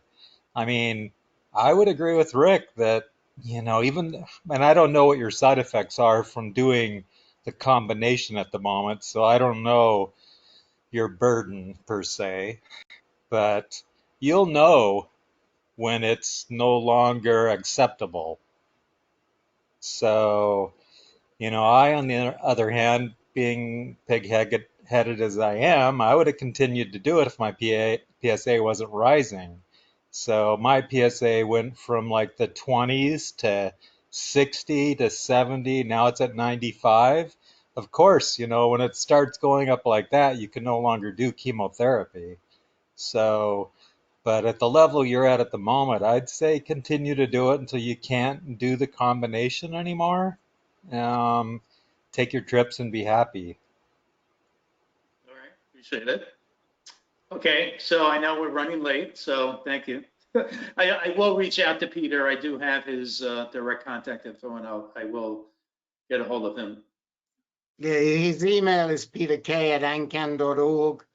And as you know, he's traveling right now, but reach out and see how he decided. But you know, this is only this is a discussion really that you have to come to terms with yourself, with your oncologist. But if it restrains your cancer, then it's obviously doing something. It just depends how quickly your cancer's going up, Carl. Right. And you know, we got it to come down a heck of a long way.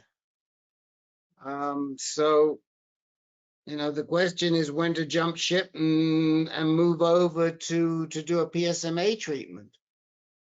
Right. And that's really what you have to come to terms with the guy whose name I always forget. Soraya. Soraya, that's it. You've got to come to terms. You've got to have that discussion with Dr. Soraya. Yep. But you know, yes, yeah, I know you would have hoped it would have gone down to 0 and stayed down there and what have you, but that's not the nature of this disease. And I clearly know that. But you're managing it, and that's a good thing, because in the past we didn't feel you were even managing it. Okay. Thank you. Okay, so we're going to visit with David Muslin, and we're going to visit with Al Latimer. And I do have one thing to say. I should have probably said it earlier when more people were here, but some people will listen to the recording. I don't have great news on Jerry Deans. Patsy texted me on Saturday, and I spoke to her yesterday, and Jerry has been in the hospital twice. He's back in the hospital right now. The bottom line is that after he went through another round of radiation therapy for the brain, because after the surgery, there was still some stuff there, they still saw 9 lesions. And so the bottom line, I think, is that these brain mets are not containable.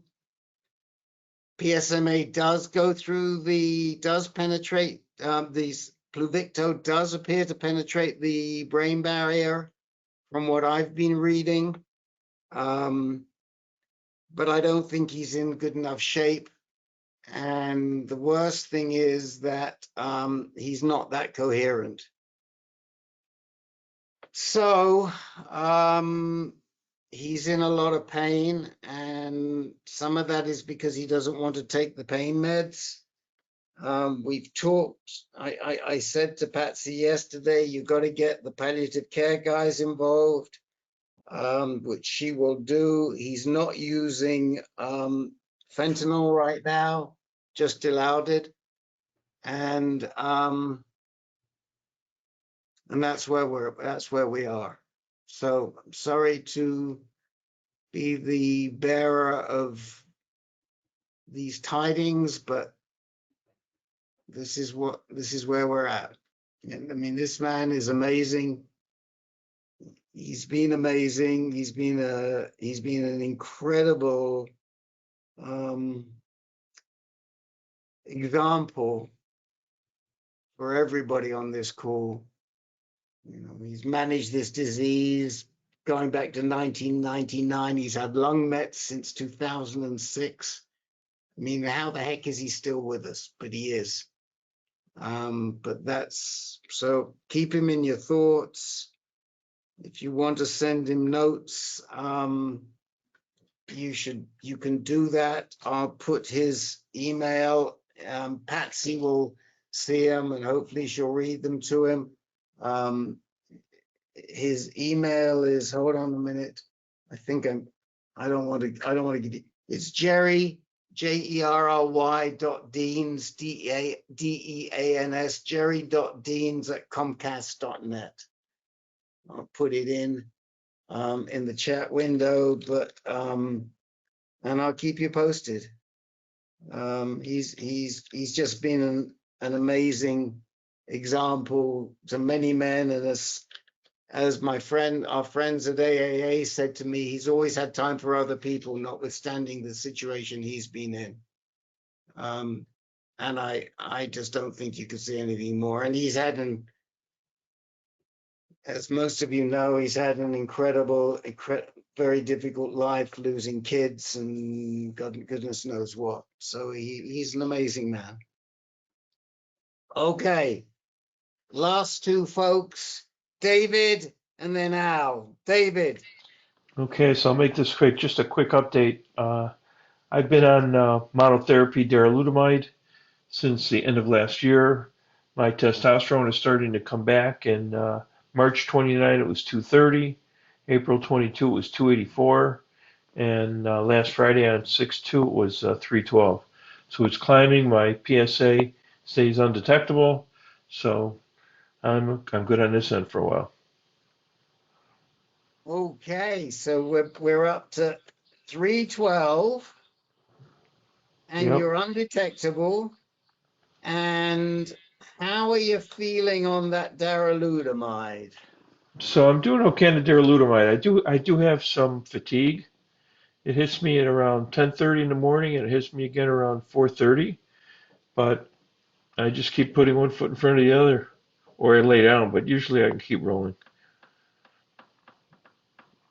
How did you manage on vacation? Fine. Did you get everything done, or did they have to leave you back in the hotel? No, they didn't leave me back for anything. I was right there the whole way through. That's my boy. Yep. That's my boy. I'll be talking to you about that. Okay. Okay, I look forward to hearing it, to hearing more. Len, any input, since this man's on the same therapy as you right now? Yeah, and you know, he has David has a very similar experience that Peter Kafka and I had, which the longer we were on Darrow, we did start to feel some fatigue in the morning. That led me to cut back the dose to half.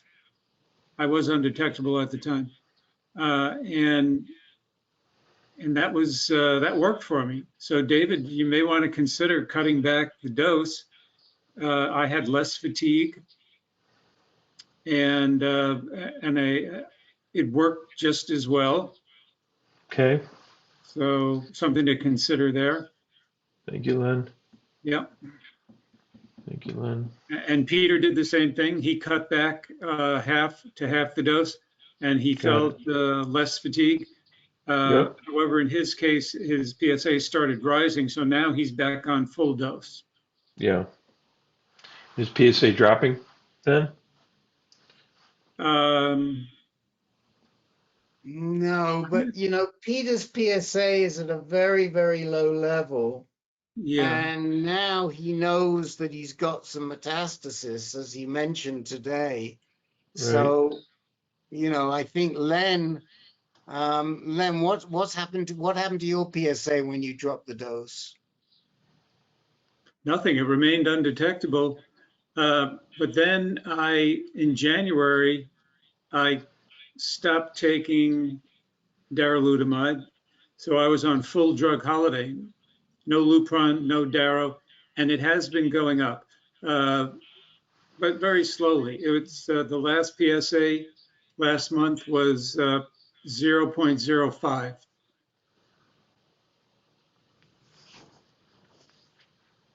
But Peter's, I think, was around 0.5 when he had the PSMA scan. Yeah. So it's something to talk about with Dr. Russell, right? With Shmulewitz, Yes. David. Try it. Try it. The fatigue isn't that terrible. I've been living with it because I don't pay much attention to it. I'm going to pay a little more attention to it and see how I feel. But I think it hits me more. It hits me in the morning and about 4 o'clock in the afternoon. And you can always take a schluff. It's not the worst thing in the world. Nope. And my PSA is still undetectable. My testosterone's rising, and it's all good. So, but I'll pay more attention to it. I haven't really paid much attention to it, other than I'm feeling fatigue, and then I keep going. But you also have a strategy, which is to play with the dose of darolutamide that you can talk to Shmulewitz about. Thank you. All right. Thank you. All right, Gene Latimer, next up. Yeah, Al, you're going to close out the show. Anyone else have anything for David before we go to Al? And Len, thank you for hanging in. I know this is a late one for you, and I really appreciate you being there to support me, and Ben too. Al, what do you got for us? Well, the last time I talked, Dr. Singal told me I couldn't do the Provenge when I was on Abbey. He has since changed his mind, and I'm starting it tomorrow. All right. So my question is, I know several here have done the Provenge. Does anybody have any particular tips or tricks or side effect issues that need to be dealt with that I might be mindful of before I start? Well, the first thing we want to say is we're good for you for challenging Singal, and good for you for triumphing. Triumphing isn't really the word. For prevailing. That's the word I was looking for. Good for you for prevailing. That's really good news. Secondly, is anybody on this call done Provenge? Because we do have a lot of guys, but they may have all left. Any Provenge guys on the call right now? Carl. So Al, for the leukapheresis, I would recommend taking a couple movies because it's a process. Okay. Yes, I've heard this. That first step is 3 or 4 hours. So yes. It is. You just got to sit there. You can't do much. So here's a question about what do you do when you need to go to the bathroom when you're sitting there with your arms immobile? You can't get up to go to the bathroom. Ask for help. So they have a urinal thing, but I'm thinking I'm just going to wear a diaper and not worry about it. Be a whole lot less hassle than trying to pee. That's up for you. I never did. You never had. Al, for me, and I had Provenge back in January 2019, and they clearly said to me that it's going to be very difficult for you if you need to go to the bathroom. So make sure you go before. Well, okay, I went before, but I still had to go in the middle of all of this. And one time they did give me that plastic, looks like a scoop, a urinal, right. And they put a curtain around me to go while I was still hooked up.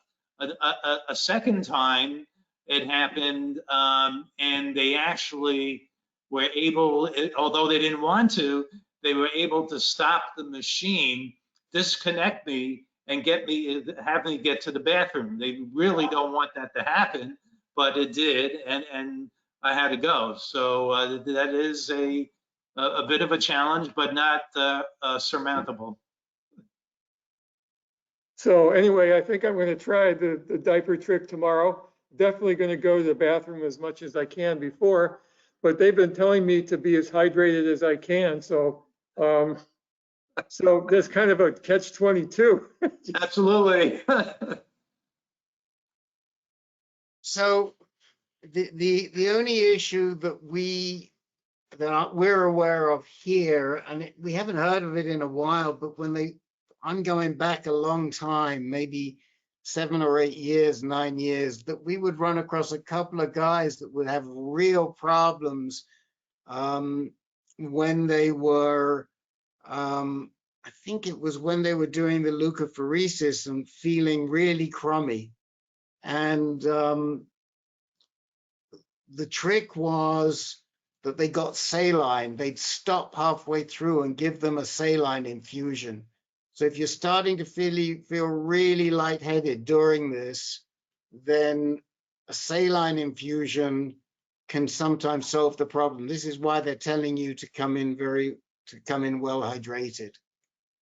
But I haven't heard of that. Len, you remember that years ago that we had a couple of guys? I thought there was an issue with your calcium levels dropping, and that they recommended they recommended you chew Tums or something. Yes. Right. That was another thing. Great, good catch, Len. Good catch. They were telling me to increase my calcium intake beforehand. But I only found out I was doing this last Friday, so I haven't had much time to prepare other than drinking a lot, which I do which I hydrate a lot anyway. So yeah, once the gal changed his mind, they got this going really fast, and the University of Miami seems to have a good connection with the local blood collection center. They apparently are all on first name basis with each other. So it's gone real smoothly so far. We'll see tomorrow. Yeah, also, I felt very cold. They had a blanket for me, and but you know, at least for me, when I feel cold, I tend to have to pee more. So it's like another thing. So make sure you take the blanket they give you. Yeah, they said that they have blankets. They've been through this many times. Apparently, they seem to really know what they were doing. So I feel pretty comfortable that that this is certainly not their first go around on this. So anyway, I thank you. All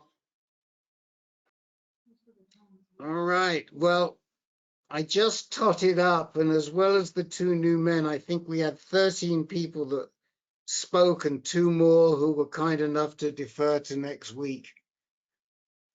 Is there anybody left who has something on their mind and they haven't had a chance to speak? In that case, I think we'll wrap it all up. The bad news that I got today is that if you want to sign up for our art class, virtual art class, it's full. So you have to go to the wait list and we'll give you priority next time. But the virtual art class is actually going to be a lot of fun. We're going to have a lot of Van Gogh sunflowers around. So anyway, and we're having 3 more classes this year. So there will be chances for all of you to show what fine artists you are under the tutelage of Hannah, who is really good, by the way. So that's it, guys. Thank you, everybody, for hanging in. And Ben and Pat Martin, you guys, I'll make sure that Peter knows to give you priority next week. I'm going to send him a note right now. And I'll say good night to everybody. Thank you, Rick. Good night. Good night. Thank you. Buddy. Good night. Good night. Don't forget the record button. Oh, we'll just close the meeting. Boom.